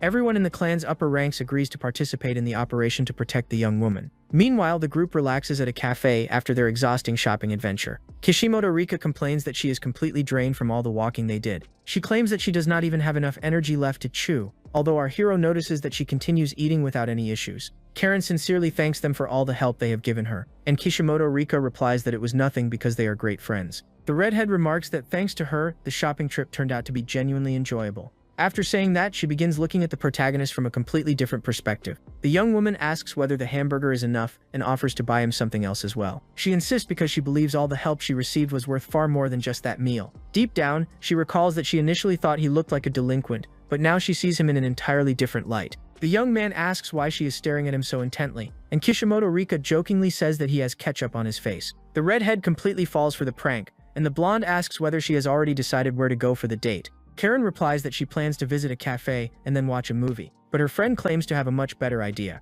Kishimoto Rika suddenly exclaims that Karen is being far too naive, startling her with the abrupt outburst. The blonde explains that she will never win a guy's heart by doing exactly what everyone else does. With a mischievous grin, she shows them a photo of an aquarium on her phone. Kishimoto Rika begins describing massive shimmering waves and fish swimming among colorful coral reefs. She adds that the perfect lighting and romantic atmosphere make it the ideal setting for a meaningful conversation. The blonde insists that Karen should trust her completely, and our hero simply cannot believe what he is hearing. With all the preparations complete, the day finally comes to an end as the sun disappears beyond the horizon. Kishimoto Rika says goodbye to Karen and wishes her the best of luck on tomorrow's date. The redhead sincerely thanks them and waves farewell to the two friends who helped her so much. After Karen leaves, our hero and Kishimoto Rika continue walking together. The young woman asks what his plans are for tomorrow, and he replies that he intends to stay home reading manga. Upon hearing that, she suddenly comes up with an idea, following Karen during her date. The suggestion leaves the young man utterly stunned.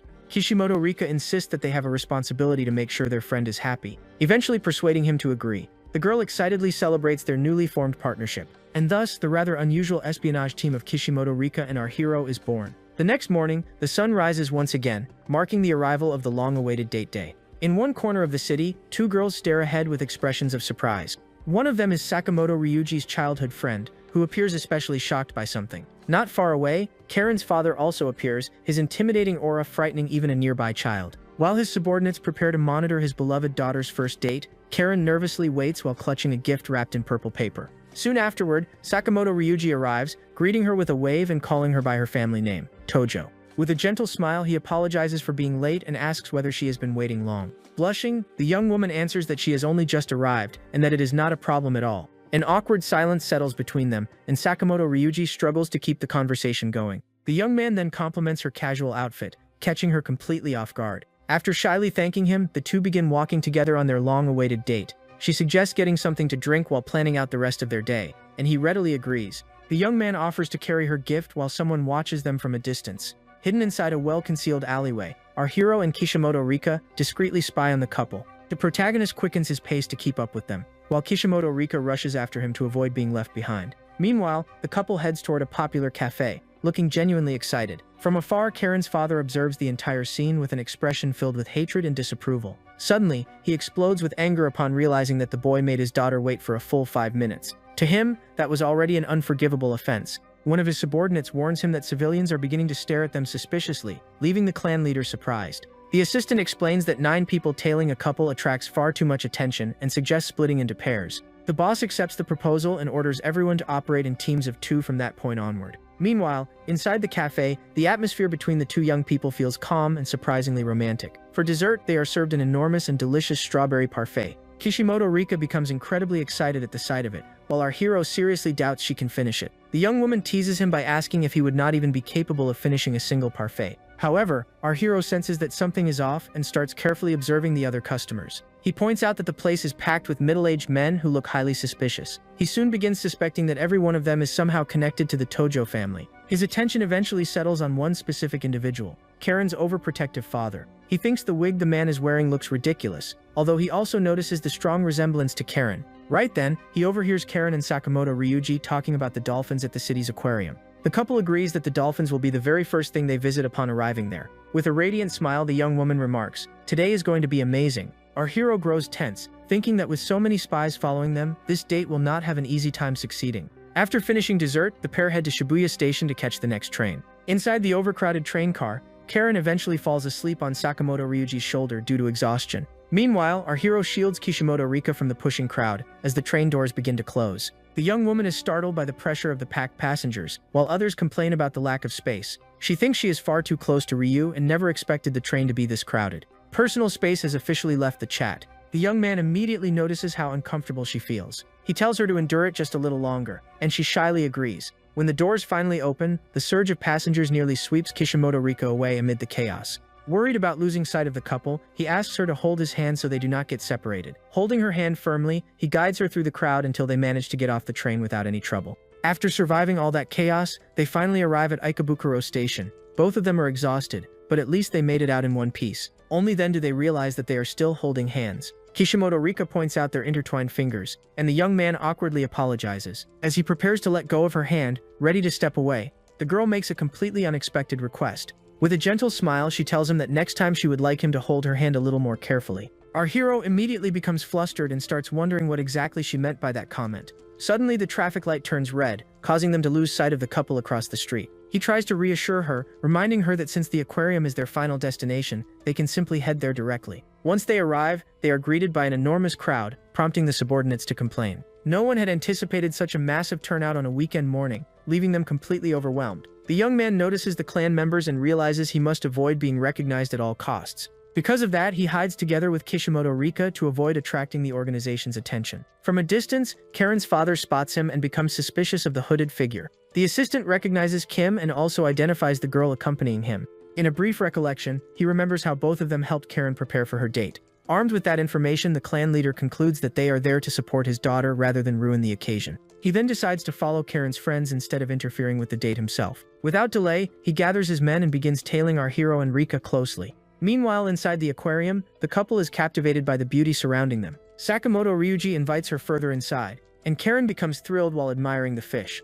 Nearby, 2 troublesome students recognize the original protagonist. One of them smirks unpleasantly and asks his companion who that guy wandering around is. He quickly remembers that it is the same person who got them expelled from the kendo club, and anger immediately fills his face. Filled with resentment, he declares that this time he has no intention of letting him get away. Inside the aquarium, our hero and Kishimoto Rika continue discreetly observing the couple from afar. The dim lighting makes it difficult to see them clearly, but the chemistry between them appears undeniable. The young man realizes that the date is going much better than he had expected. Karen wears a radiant smile and seems to cherish every moment spent with Sakamoto Ryuji. He then starts questioning whether it is really necessary to keep spying on them.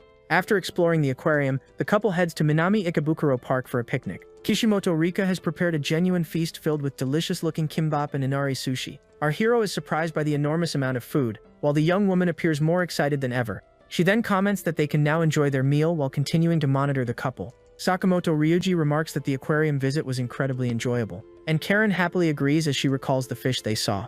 With obvious nervousness written across her face, the redhead offers him the lunch she personally prepared. Kishimoto Rika worries about her friend, but our hero explains that she is simply anxious because it is her first time doing something like this. The blonde recalls that Karen spent 3 entire days practicing and even sought advice to get everything right. With trembling hands, the young woman presents the lunchbox to the boy, who examines it carefully. He is genuinely impressed by how the food looks and comments that it appears amazing. The blonde young man picks up one of the onigiri to taste it. Keeping her eyes fixed on him, the redhead nervously waits for his reaction. After taking a bite, his expression changes completely because of the flavor. With his mouth still full, he gives a thumbs up to show his approval. Seeing that response, the young woman's face lights up with happiness, and her eyes begin to sparkle. Filled with excitement, she offers him a piece of chicken, causing the young man to blush slightly. He then opens his mouth to accept the food offered by the enthusiastic girl. With a hopeful smile, she watches the interaction as the atmosphere becomes increasingly romantic. Encouraged by the moment, the young woman urges him to continue trying the rest of the dishes. Sakamoto Ryuji praises every item she prepared,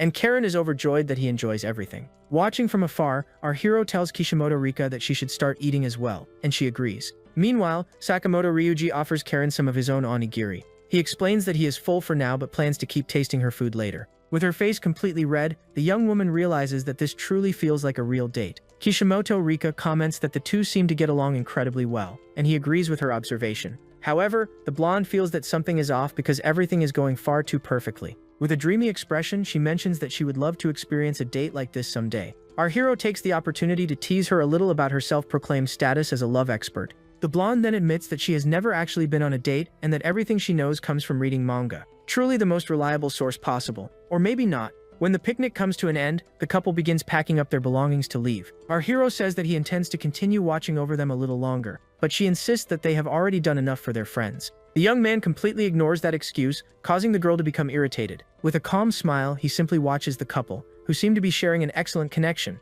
From a distance, the two amateur spies begin to think that the moment for a major confession may finally be approaching. But suddenly, our hero notices something unusual and widens his eyes in surprise. Karen's gift is lying abandoned on the ground, and Sakamoto Ryuji appears to be dealing with some sort of problem. The two troublesome former members of the kendo club show up at the park and approach the couple. Wearing malicious smiles, they declare that they have finally found him and proceed to call him a delinquent. Looks like the universe really said, "No peaceful date for you today." He stared in shock as he spotted them standing there, while Karen had absolutely no idea what was going on. From a distance, our hero and Kishimoto Rika watched the situation unfold, with the same level of confusion. The troublemakers immediately started accusing him of being a womanizer who constantly jumped from one girl to another. Kishimoto Rika suggested calling the police, but he replied that he would step in himself if things escalated. The aggressors moved even closer as Sakamoto Ryuji prepared himself for a fight. At that moment, our hero remembered that these two were the first-year students who had been expelled from the kendo club. In a brief flashback, one of the original protagonist's friends explained everything that had happened.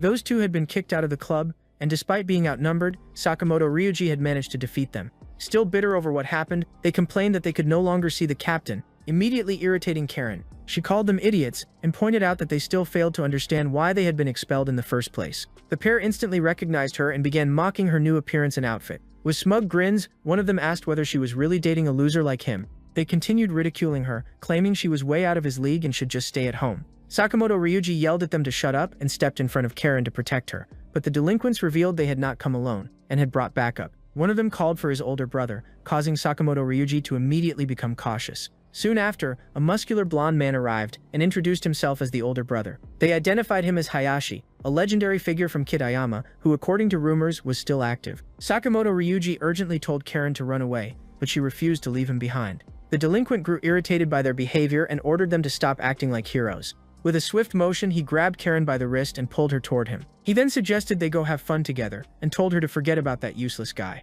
Sakamoto Ryuji shouted at him to let her go, but the thug dismissed him as nothing more than a nuisance. With one powerful blow, he sent the boy flying and prepared to continue his assault. At that moment, our hero stood up and instructed Kishimoto Rika to remain where she was. While the delinquent continued holding Karen, she desperately called out Sakamoto Ryuji's name. The aggressor claimed everything was fine and insisted he was simply taking his girlfriend with him. He took another step forward, but a dark purple presence began emerging behind him. Then our hero appeared before him with an icy gaze filled with anger. Grabbing the man's arm with crushing force, he made him release Karen, drawing out a scream of pain. With a single motion, he hurled him away, leaving everyone stunned. Wearing a cold expression, he warned him that he would not repeat himself and ordered him to keep his hands off his friend. The aggressor stood back up in confusion and called him boss, unable to understand where he had come from. Annoyed, he demanded a fair fight and accused him of attacking without warning. Our hero unleashed an overwhelming presence, causing the delinquent to wonder what kind of training he had undergone. Even so, he convinced himself it had only been a surprise attack, and that he was merely facing a strong civilian.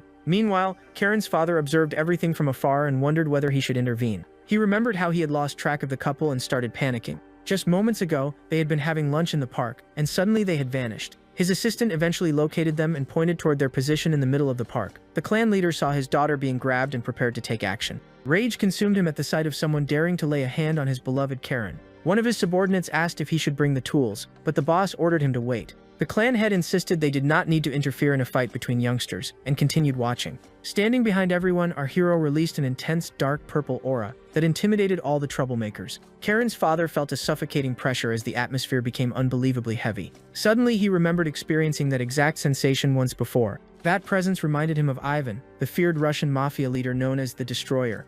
During a meeting held in Japan, he had felt that same overwhelming terror.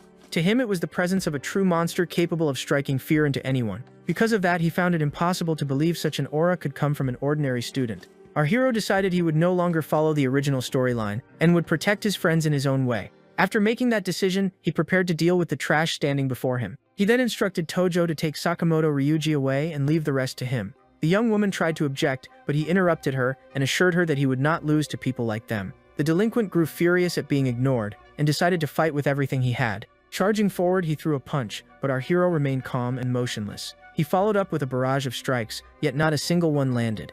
The troublemakers cheered, claiming his punches were far too fast to dodge. The attacker bragged that nobody could evade his blows, but suddenly, something fell off. None of his attacks seemed to have any effect whatsoever. Our hero stared at him with an icy expression, causing the thug to become increasingly uneasy. The aggressor rushed in once more, this time putting even more power behind his attack. He landed a direct hit to his face, yet the young man did not even flinch. Kishimoto Rika cried out in alarm, while Karen desperately called his name as well. Despite the bruises covering his face, the young man continued staring at his opponent with complete contempt. A thin trail of blood ran down his face as he maintained a cold and silent expression. The attacker was horrified by the sight and could not believe what he was witnessing. Then our hero calmly declared that from this point onward, everything would count as self-defense. The delinquent looked confused, unable to understand what those words meant. With a single punch, our hero struck him in the face and sent him flying effortlessly. Bro just unlocked the find out phase after all that mess around. After all, self-defense means neutralizing a threat with a single strike when the situation demands it. The blow is so devastating that the delinquent crashes into the ground, completely unconscious and defeated. The young man remarks that anything beyond that would have counted as excessive force, while the others rush over to wake their companion. Seeing the terrible condition their friend is in, both of them are horrified by our hero's strength. He then fixes them with a chilling stare and reminds them that they dared to lay their hands on his friends. One of them attempts to intimidate him by boasting that his father holds an important position within the police force and has countless connections. The young man replies that he intends to straighten out their rotten mindsets before grabbing the aggressor by the head. He then unleashes his iron claw technique, drawing agonized screams and desperate pleas for mercy. With a single motion, he throws them aside, and both collapse onto the ground in defeat. Terrified, the two beg him to spare their lives and plead with him not to hit them again. He orders them to disappear and never come near his friends again. Without a second thought, they agree and sprint away at full speed. Karen immediately rushes over to him, and the young man assures her that everything is fine and that it is only a scratch. However, she erupts in anger and demands that he go to a pharmacy to treat his injuries. He is surprised by how upset she is, as he has never seen her react this way before. Once everything settles down, our hero and Kishimoto Rika resume observing the pair from afar. The atmosphere between them has noticeably grown heavier, and silence dominates the bench where they sit. Sensing the mood, the two spies decide to give them some privacy to talk alone. Blushing deeply, Karen apologizes because he ended up getting hurt because of her. The young man reassures her that none of it was her fault and explains that the attackers had actually come after him. With her heart pounding from nervousness, she gathers the courage to express her feelings. Wearing a gentle smile and a face completely flushed red, she prepares to reveal what is in her heart. Summoning every ounce of bravery she has, she finally confesses that she likes him. The confession leaves Sakamoto Ryuji utterly stunned. Without stopping, the young woman continues pouring out everything she has been keeping inside. From a distance, our hero and Kishimoto Rika watch the scene in total disbelief. With hopeful eyes, she asks him to go out with her. She desperately pleads for him to become her boyfriend. The young man remains silent for several moments, and his expression suddenly changes. With a serious look on his face, he stares directly at her, making the atmosphere even more tense. At last, he apologizes and admits that he cannot give her the answer she hopes for. The young woman tries to persist, but he explains that she deserves someone better than him. Confused, Karen listens as he reveals that he once promised marriage to another girl. He further explains that until he finds her again, he cannot return anyone else's feelings. For that reason, he clarifies that he has no intention of starting a relationship with anyone for the time being. Tears begin to well up in her eyes as his response shatters her heart. He confesses that he cared deeply for that girl in the past and even cried when she moved away. Karen then realizes that this girl truly was his first love. After hearing everything, she stands up and says that she will stop pursuing him. Forcing a smile onto her face, she comments that she had a wonderful time and that she will see him again at school on Monday. Sakamoto Ryuji says goodbye as he watches her walk away with a broken heart. The young woman starts running so he will not see her crying after being rejected. Our hero is left speechless by what happened and asks Kishimoto Rika to head home first. She asks if he plans to leave on his own, and he replies that they will see each other again at school. The young woman watches him walk away and begins to worry about the situation. With a saddened expression, she thinks that he seems deeply affected and may need help. The young man follows Karen and eventually finds her sitting at a bus stop near the park. She sits there alone with her head lowered, completely devastated. He quietly approaches, and she immediately notices his presence. Concerned, he asks whether she is truly alright after everything that happened. Tears begin streaming uncontrollably down her face as she breaks into sobs. He offers her a handkerchief and admits that, after something like this, she obviously cannot be okay. Trying to comfort her, he asks her to breathe slowly and not panic. Embarrassed, she confesses that she has never cried in front of someone else before, and he does his best to console her. The word friends causes the young woman to pause and reflect for a moment. She then reveals that she knew all along that the two of them had been following them throughout the entire date. The revelation completely catches the young man off guard. Feeling intensely awkward, he wonders why protagonists in romantic comedies always get caught so easily. Rom-com protagonists really have stealth stats of 0. The young woman comments that her chaperones had been worried about her, and he awkwardly attempts to justify their actions. Sadly, she apologizes for failing and for being unable to win over the boy she likes. She also admits that she probably never held a place in Sakamoto Ryuji's heart. Placing a hand over her chest, she confesses that it hurts terribly, and that she has no idea how to make the pain go away. Our hero silently watches his friend suffering, unable to find the right words. Sweating slightly and trembling a little, the young woman gathers the strength to say something important. Through her tears, she finally admits that she truly loves Sakamoto Ryuji. The situation feels strange to him because he used to see her as nothing more than a character. But now, she is a real person standing right in front of him. He also begins thinking about Kishimoto Rika and how he had always maintained a certain distance from her. For a long time, he had drawn a clear boundary between himself and the characters from the manga. However, he now wonders whether someone capable of feeling such genuine and intense pain can still be considered just a character. At last, he stands up and asks Tojo to get to her feet as well. The young man explains that they should leave because if she stays there crying any longer, someone might end up calling the police for disturbing the peace. Even emotional damage has its limits before the public gets concerned. The protagonist pauses for a moment while she watches him with a puzzled expression.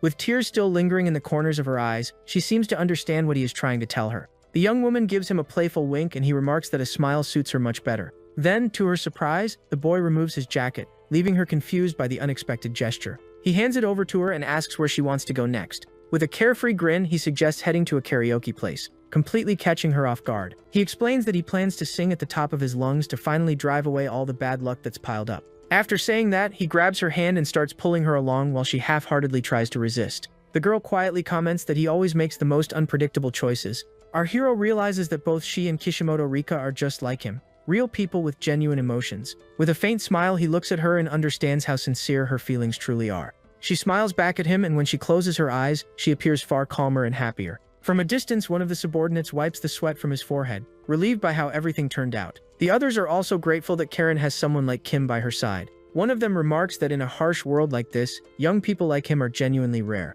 Karen's father smiles and admits that perhaps that boy is someone special. He also hopes that their paths will cross again someday. Once they arrive at the karaoke venue, Karen yells at him to sing louder and put more passion into it. She then announces that it's her turn next, making the boy a little nervous. Meanwhile, in her room, Kishimoto Rika receives a phone call and looks unbelievably excited. Her eyes practically sparkle with enthusiasm. Unable to contain herself, the young woman celebrates the news by shouting excitedly. Not long afterward, she heads to our hero's house and is stunned by the workout equipment filling his room. She asks whether all boys keep exercise gear inside their bedrooms. She walks over to one of the dumbbells and attempts to lift it off the floor. Despite trying with all her strength, she cannot move it even slightly and complains about how ridiculously heavy it is. The boy explains that it weighs quite a lot, and she is shocked to learn that it is roughly half of her own body weight. In a brief flashback, he recalls how he started walking home with her after school. One day, her stomach growls loudly, catching the boy completely by surprise. He asks if she is hungry, causing her face to turn bright red. The girl then remembers that his family owns a restaurant and becomes immediately excited. The young man agrees to take her there, thinking that treating her to a meal is no big deal. The two head to the restaurant, where she is captivated by the dishes placed before her. Without wasting a second, she eagerly begins eating while washing it down with a soft drink. She devours every bite enthusiastically while our hero quietly watches her. Still chewing, she lets out a satisfied burp and looks completely content. She then praises the food prepared by the boy's mother, who is delighted by the compliment. Thrilled by her reaction, his mother tells her to eat as much as she wants. The protagonist notices that his mother has taken quite a liking to Kishimoto Rika and that she truly appreciates good food. Suddenly, the young woman grabs his arm and insists that they head to their next destination. He nearly chokes on his drink and asks why she is in such a hurry. With a mischievous smile, she reveals that they are going straight to his room to read manga. The boy feels uneasy and realizes he was naive for assuming nothing unusual would happen. Carrying a tray of drinks, he heads upstairs to find the girl already waiting in his room. She picks up one of his manga volumes and reacts with surprise at his reading preferences. Feeling slightly embarrassed, he insists that his tastes are nothing special while she continues teasing him playfully. The boy clarifies that he was only joking and that he knows she absolutely loves that kind of manga. He then points to a series called Golden Samurai, causing the young woman to light up with excitement. He mentions that it is his favorite work, and she reveals that she adores the series as well. The boy hands her the first volume, leaving Kishimoto Rika astonished by how rare it is to find. She explains that the artwork is incredible, and that the ending left an unforgettable impression on her. The girl's eyes begin shining with excitement once again. She agrees with him and highlights the psychological depth of the characters. The boy feels delighted and comments that he has never met anyone else who appreciated the series so deeply. The young woman then reveals that her father would be thrilled to hear such praise. Smiling warmly, she explains that her father is a manga artist and also the creator of that very series. The boy freezes completely upon learning that she is the daughter of Kishimoto Masashi. He immediately starts connecting all the clues related to her surname and appearance. He recalls hearing that the author's wife was British, and suddenly everything makes sense. The memory of visiting her house flashes through his mind, and he becomes frustrated with himself for not realizing it sooner. With wide eyes, he grabs her by the shoulders and asks if she could get him an autograph. He is practically on the verge of tears, celebrating the opportunity as if he had won the ultimate fan lottery. The young woman then asks why Golden Samurai became his favorite series out of all the manga he has read. She insists on knowing the reason behind that choice, while he becomes slightly embarrassed. The boy replies that there is no specific reason. He simply grew attached to the story over time. With a smile, the young woman mentions that there is something in Volume 5 that has always fascinated her. She points out that the protagonist consistently puts his friends above everything else. With a serious expression, he remembers that scene and the words about never allowing anyone to harm his friends. The young woman recalls that although he is strong, he is also incredibly kind. Finally, with a genuine smile, she tells him that he reminds her a lot of the hero from the series he loves so much. The next day, bright sunlight shines over the school grounds. A brand new week of classes begins. Our protagonist finds himself inside the student council room for an important meeting. The student council president watches him with a serious expression and reminds him of the promise he made earlier. She then explains that she needs assistance dealing with a rather unsettling teacher. The young woman mentions that the school has an exchange program with an institution in Russia. Because of that, she wants to prepare a special gift for the new transfer student who will be arriving soon. With a warm smile, she asks if he would help her choose the perfect present. The boy agrees to lend a hand, and she suggests meeting on the first day of vacation. Excited, she warns him that if he breaks his promise, she absolutely will not forgive him. Once she secures his cooperation, the president ends the meeting and begins searching for a place to sit. He decides to ask Kishimoto Rika if they can reschedule their plans for the 30th. Returning to the classroom, he gets ready for another day of lessons. One of his classmates approaches him and asks if he has heard the latest news about the troublemakers. He explains that the two students expelled from the kendo club have requested transfers. With a grin, his friend remarks that the whole situation feels rather suspicious. After all, both of them decided to transfer at exactly the same time. Our hero smiles and replies that they probably have reasons they would rather keep to themselves. He thinks that, at the very least, they will no longer bother his friends or cause further trouble. Suddenly, the new English teacher arrives and complains that some students are still showing up late. She instructs everyone to take their seats and open their textbooks so class can begin. With a friendly smile, she asks which of the two fruits written on the board is cheaper. The boy reads through the exercise while Kishimoto Rika nudges him lightly, urging him to answer. The new teacher, Mizuki-sensei, calls on him to respond. She initially addresses student number 24, causing his classmate to tense up, but then clarifies that the student behind him is the one who should read the sentence. Our protagonist stands up to answer the question in English. He takes on the role of James, an English student interested in learning about Japanese culture. His classmates are amazed by his flawless pronunciation and begin praising him. The teacher then asks what destination he would recommend to the character. He suggests Osaka, emphasizing that it is a city filled with international visitors and numerous tourist attractions. Mizuki-sensei suddenly makes an odd expression, leaving the boy confused. Although she insists that his answer was perfect, he still cannot shake his confusion. In his mind, he becomes convinced that the teacher seemed dissatisfied with his response. The teacher continues complimenting him and mentioning how he consistently achieves outstanding results. With a thoughtful gaze, the boy tries to figure out what is truly going on with her. Mizuki-sensei begins stumbling over her words while attempting to clarify what she meant to ask. At that moment, the protagonist confirms his suspicions and realizes that he genuinely made her uncomfortable. He concludes that, for some reason, Mizuki-sensei appears to be afraid of him. Meanwhile, rumors continue circulating through the hallways that he is the heir to a family connected to some syndicate. He thinks that he has never seen anyone so intimidated merely by someone's presence. Because of that, he decides to act as normally as possible to avoid creating further misunderstandings. Meanwhile, in the teacher's lounge, Mizuki types frantically in front of a computer. Wearing a nervous smile and covered in beads of sweat, she appears deeply troubled by something. She reviews the student's records and is shocked to discover that he has an exemplary academic history. The teacher then develops a completely ridiculous theory. She believes he is pretending to be the perfect student to get close to her. With such absurd thoughts running through her mind, she ends up terrifying herself. At that moment, our hero enters the staff room and greets her with a somewhat awkward smile as he introduces himself. She jumps in surprise, invites him inside, and insists that she is not nervous. A statement that, honestly, convinces absolutely no one. In his mind, he concludes that the teacher is clearly terrified of being around him.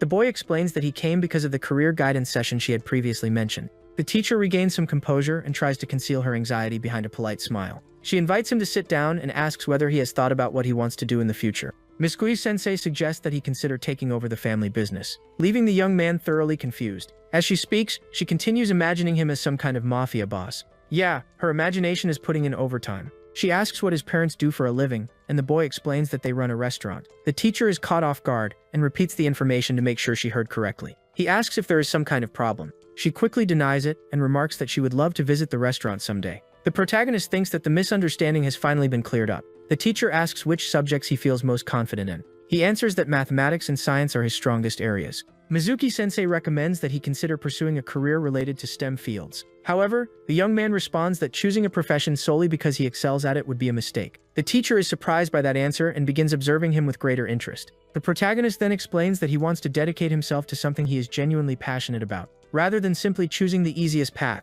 She agrees with his perspective, while he recalls the difficult experiences he endured studying engineering in his previous life. The teacher confesses that becoming an educator was not always her dream either. Curious, the boy asks what she originally wanted to become. Blushing slightly, she asks him to promise that he will not laugh. The young man agrees to listen seriously. Mizuki-sensei then reveals that her biggest dream was to become a professional voice actress. During middle school, she fell in love with a character from a mecha anime and decided to pursue that career path. However, one of her teachers told her that hobbies could always be pursued later in life. Her mentor advised her to secure a stable job first and postpone that dream until the future. She followed that advice, but she started regretting it as soon as she entered university and realized what she truly wanted. After seeing a promotional poster for an event, the young woman understood that the path she had chosen did not reflect her real aspirations. The teacher regrets building her future based solely on someone else's words. Because of that, she advises him to think carefully before making any major choices in his life. Our protagonist realizes those words are not coming from a teacher, but from someone speaking through personal experience. With a gentle smile, the instructor asks whether he truly understood the message she was trying to convey. The young man sincerely thanks her for both the advice and the valuable lesson she just shared with him. Later on, another teacher approaches him and asks if he is the famous Kim, the alleged heir of a secret organization. The instructor mentions that he has heard all sorts of stories, ranging from him being an underworld prince to a member of a dangerous gang. However, Mizuki immediately steps in to defend him and explains that all of those rumors are nothing more than a huge misunderstanding. With a calm expression, she states that Kim is actually a thoughtful and responsible student. The other teacher pauses to reflect and says that from now on he will stop judging students based solely on their appearance. Mizuki answers with a genuine smile and seems much more relieved after hearing those words. As time passes during Golden Week, our hero finds himself standing in front of a temple in Tokyo. While holding his phone, he notices that he arrived quite a bit earlier than the scheduled meeting time. Suddenly, he spots a familiar figure and calls out to the student council president. The young woman immediately turns around and greets him with a look full of irritation, as if something had upset her. Annoyed, she shouts that he is late, leaving the poor guy completely baffled by the accusation. She grabs his arm and demands to know whether he has any idea what time it is. The president stares directly at him and points a finger his way while maintaining a visibly annoyed expression. He reminds her that there are still 10 minutes left before the agreed meeting time, but she scolds him for lacking proper manners around ladies. Leaning slightly against him, the president claims she is willing to forgive him, though only if he does her a favor in return. She then points toward a nearby shop and orders him to buy her a matcha ice cream. The protagonist cannot understand why he has to pay for it, while the girl simply responds with a mischievous grin. Having little room to argue, he ends up buying the ice cream and decides it is not worth fighting over something so trivial. The two enjoy their treats while walking together, and seeing how much she enjoys it unexpectedly makes him happy. He then asks where they plan to shop for the gift, and the question seems to irritate her slightly. The president insists she has not forgotten about it, and orders him to follow her, though he can clearly tell she absolutely forgot. A quiet voice reaches the young woman's ears and informs her that a handicraft store is located only 2 blocks away. The voice suggests taking him there so they can choose the perfect present together. Her assistants also remind her to act naturally and make better use of her feminine charm. Behind the scenes, the Sanjo family's butler and maid are carrying out a secret operation to ensure the date goes smoothly. Following their guidance, the pair eventually arrive at a store featuring an enormous golden Buddha statue. The young woman suggests the statue as a possible gift, and the shop owner immediately praises her refined artistic taste. Proud of herself, she boasts about her excellent sense of aesthetics, prompting the salesman to show her another piece that is somehow even more expensive. Our hero is stunned by the price tag, and the girl is equally shocked when she hears the amount. At that moment, the president remarks that she suddenly felt a strange chill, leaving the merchant completely confused. She then asks Minami and the others to lower their voices and stop shouting. The maid immediately scolds her, reminding her that she is on a date and should focus on the person standing right in front of her. Meanwhile, our hero casually checks his phone, while the assistants remind the girl of a crucial dating rule. The first rule of a date is making sure the other person never gets bored. The moment she hears that, panic takes over. The president suddenly seems to remember something, while the protagonist remains completely clueless about her behavior. Making up a rushed excuse, she grabs his hand and quickly drags him out of the store, leaving the owner utterly bewildered. Once outside, the protagonist asks if she is actually feeling okay. He places a hand on her forehead to check for a fever, catching the young woman slightly off guard. Flustered, she insists that she is perfectly fine and suggests heading to their next destination. At that point, her assistants provide another instruction: visit a traditional clothing store. Not long afterward, they arrive at a classic-looking shop decorated with a wooden sign at the entrance. The saleswoman shows them a kimono and confidently states that the foreign exchange student would absolutely love it. The boy asks the president what she thinks about giving it to the exchange student, but she replies that the cost is irrelevant and demands to see the finest outfit available. The shopkeeper instantly becomes excited and practically lights up after hearing that request. Without wasting a second, she presents a magnificent kimono and announces that it costs 500,000 yen. The president immediately rejects the suggestion, and the protagonist starts feeling like nothing seems to satisfy her. Time continues to pass as they remain inside the store without reaching a decision about the gift. Eventually, our hero points out that they seem stuck choosing between a yukata and a kimono, since both appear to be excellent options. The saleswoman suggests that the young woman try on the outfits to make the decision easier. She then asks the boy for his opinion, explaining that his feedback would help her choose more confidently. With the plan settled, the employee guides her toward the fitting room so she can try the different outfits. But all of a sudden, the saleswoman removes a disguise and reveals her true identity. To the girl's surprise, the supposed store employee turns out to be none other than her maid, Minami. The maid explains that she has been acting as a ninja on behalf of the family the entire time, and that the shop owner merely lent them the store. The young woman questions the purpose of such an elaborate scheme, while the ninja replies that it is all part of a strategy to make her stand out. The maid confidently declares that she will make her look absolutely breathtaking, though the girl is clearly unprepared for something this extreme. Outside, the protagonist waits patiently while passing the time with a game on his phone. Completely focused on the match, he manages to secure an impressive victory by pulling off a 9-hit combo. Bro was farming wins while everyone else was running a dating operation behind the scenes. When the match ends, he puts his phone away and continues waiting for the president. Suddenly, the door swings open and an elegant young woman adorned with a flower in her hair steps outside.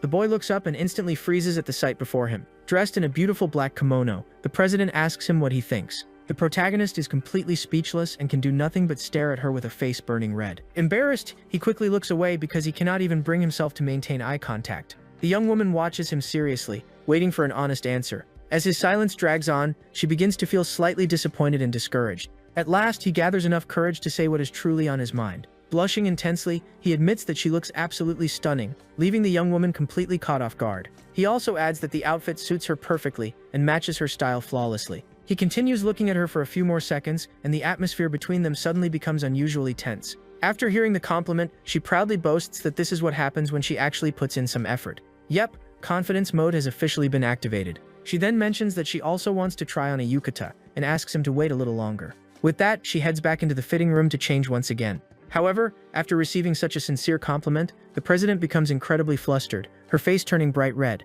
She covers her face with both hands. She is so embarrassed that she cannot even imagine looking the boy in the eyes again, while her heart races uncontrollably. The young woman wonders how she is supposed to act in a situation like this. Later, the two leave the store and immediately attract the admiring gazes of passers-by.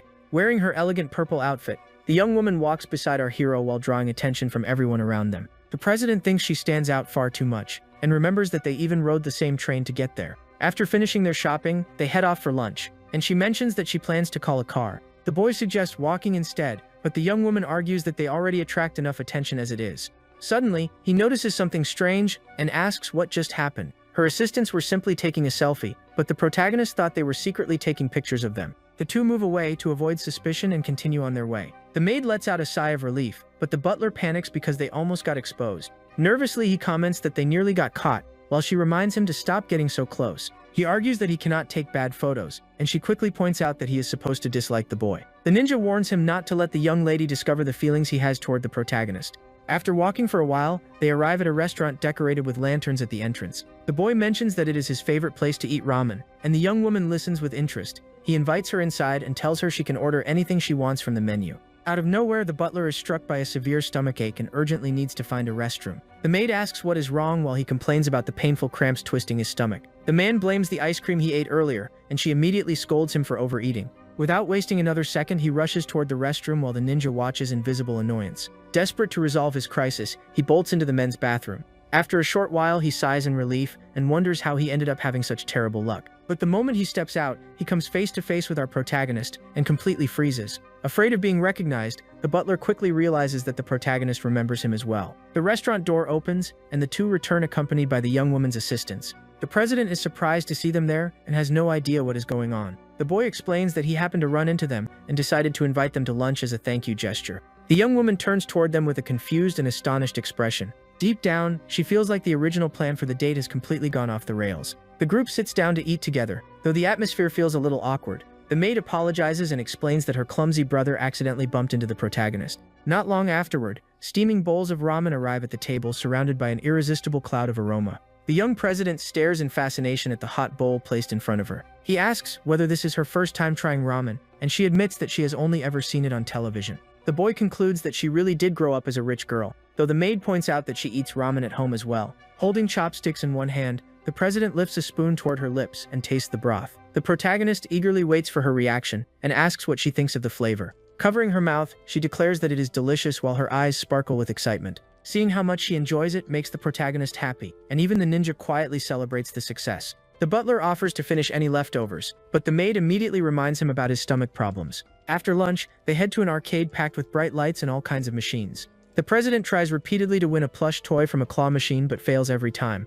becoming increasingly frustrated. Watching her struggle, the protagonist offers to win the prize for her. Meanwhile, the two boys challenge each other in a fighting game and have the time of their lives. The vice president celebrates his victory and mocks our hero for losing. Annoyed, the boy says that was taking things too far and promises to crush him in the next match. With a challenging stare, the vice president declares that he will make him pay for the affection he holds toward the young woman. Our hero becomes even more irritated, points out that they still have credits left, and immediately demands a rematch. Inside the game, the protagonist's character is suddenly struck by a powerful kick. The fire-themed girl takes advantage of the opening and lands a heavy blow, ending the battle with a devastating combo. With that knockout, the vice president's character claims victory once again. The boy cannot believe he lost, while the butler openly makes fun of his gaming skills. With rivalry burning in his eyes, the vice president prepares himself for the next and final challenge. Then he suddenly calls out the protagonist's name, leaving him slightly puzzled. The butler declares that it is time to settle everything once and for all, and points toward a nearby machine. The bespectacled young man challenges him to a contest at the arcade punching machine. Without hesitation, the butler rips off his shirt and prepares to reveal his true power. To everyone's astonishment, an incredibly muscular physique is hidden beneath his clothing. As he flexes proudly, the protagonist wonders how someone could possibly conceal that much muscle under a uniform. Both the maid and the student council president feel embarrassed by the butler's over-the-top performance. With complete confidence, he insists that the boy already accepted the challenge, although the protagonist immediately denies it. Wearing a suspicious grin, the butler flashes a badge and asks if he has been waiting for this moment. The young man grows tense while the other claims to be disappointed by such a cowardly reaction. He then begins showing off in front of the crowd, saying he never expected him to be the type to give up so easily. Smirking confidently, he tells everyone to watch closely before starting the challenge. After loosening up his muscles, he takes position in front of the machine and gets ready. Letting out a battle cry, he gathers every ounce of strength he has for the strongest punch of his life. With incredible speed, he drives a devastating fist straight into the machine. The score shoots up to 960 points, and the girls cheer for the impressive record. Afterward, he points directly at the protagonist and declares, "Now it's your turn to show what you're made of." The president enthusiastically encourages him and even promises to pay for the damages if he accidentally destroys the machine. The boy nearly bursts into tears and begs her to stop saying things like that, but she insists that she has complete faith in him. Having no real way out, he accepts the challenge while wondering how he ended up in such a ridiculous situation. He thinks the score itself is not the real problem. The actual issue is something far more concerning. Because of his enhanced physique, he worries that his strength might be way too absurd. In his imagination, he sees himself obliterating the machine with a single punch. With that terrifying possibility in mind, he decides to go all out and prepares to strike. He focuses his energy and unleashes an unbelievably powerful blow against the machine. A burst of purple light erupts from the impact, leaving everyone speechless. The butler can only stare in stunned silence after witnessing such overwhelming strength. Completely baffled, he asks where on earth the punch even landed, while the ninja remains frozen in shock. Then a 0 appears on the display, and the president remarks that the machine apparently failed to register the score. The ninja immediately scolds him for his terrible aim, making the boy feel rather embarrassed. The hero thinks that at least he did not end up with some outrageous score, which works out nicely for him. But moments later, he notices something strange happening at the top of the machine. With a deafening crash, the entire upper section breaks off and slams onto the floor. The machine is completely wrecked, and silence instantly takes over the arcade. The butler stands there with his arms crossed while an awkward tension spreads throughout the building. At last, he announces that the match will be considered a draw, much to the protagonist's relief. Covering part of his face with one hand, the boy tries to hide his embarrassment and admits that the decision is fair. Even so, he warns that next time he will win by an overwhelming margin, and the hero accepts the challenge. After that chaotic disaster, the protagonist suggests taking a few photos to remember the day. Pointing toward a photo booth, he invites everyone to take some sticker pictures together. The president thinks it is an excellent idea, and the ninja immediately gets excited. The boy gathers everyone together and leads them into the booth to begin the photo session. They take several pictures while striking goofy poses and holding a bright red fan. In another photo, the ninja is playfully being choked by her brother while the couple smiles toward the camera. In yet another picture, everyone wears rabbit and mouse ears while making adorably ridiculous poses. And for the grand finale, they put on outrageous glasses and form a heart shape with their hands. Once the photos are printed, the group gathers around to admire the results. The president comments that every picture turned out great, though the butler complains because his eyes were closed. As they continue looking through the photos, they reminisce about the funniest moments of the day. The young woman smiles and admits that despite all the mishaps, it was a genuinely enjoyable day. The protagonist then suggests ending the outing with one final karaoke session. With that, the whole group heads to a karaoke venue to keep the fun going. The butler performs a song with overflowing energy while everyone else cheers and applauds him.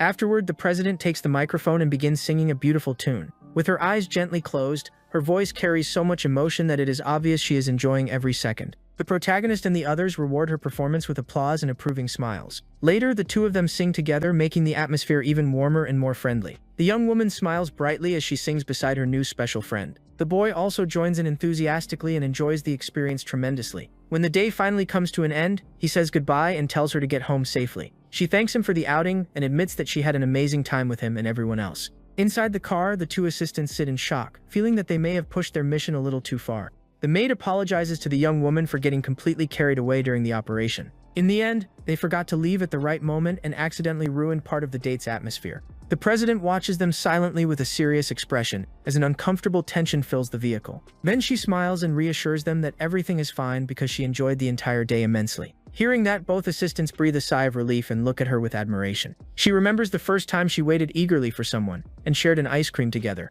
She also recalls all the laughter and conversations they had while visiting shops side by side. Holding the photographs in her hands, she says she treasured every moment, though one memory stood above the rest. The president especially remembers the time she spent with her two childhood friends. After reflecting on it, she sincerely thanks them for always staying by her side, causing both of them to become emotional. With her hands clasped together, she expresses her gratitude once again, leaving both of them deeply touched. Through tears, the maid says this will become one of her most precious memories. The two of them vow to remain by her side forever and get swept up in the emotions of the moment. Wearing a confident smile, the young woman declares, "Next time, you'll help me succeed." The assistants happily agree and celebrate her promise of another future date. Meanwhile, inside a dimly lit room, a man sits focused in front of a digital drawing tablet. Holding a stylus, he continues working on his manga with unwavering dedication. The long-haired man is so absorbed in his work that he fails to notice anything happening around him. Suddenly, a blonde girl appears at the doorway and cheerfully calls him Dad. She asks whether he forgot that her friend is coming over the following day. Her father replies that he is genuinely excited to finally meet the boy he has heard so much about. With a grin, he admits that he has been looking forward to meeting someone named Kim. On the second day of Golden Week, our hero arrives at Kishimoto Rika's home exactly as planned. His heart races as he prepares to finally meet the person he admires most. He bows respectfully and says it is an honor to meet him,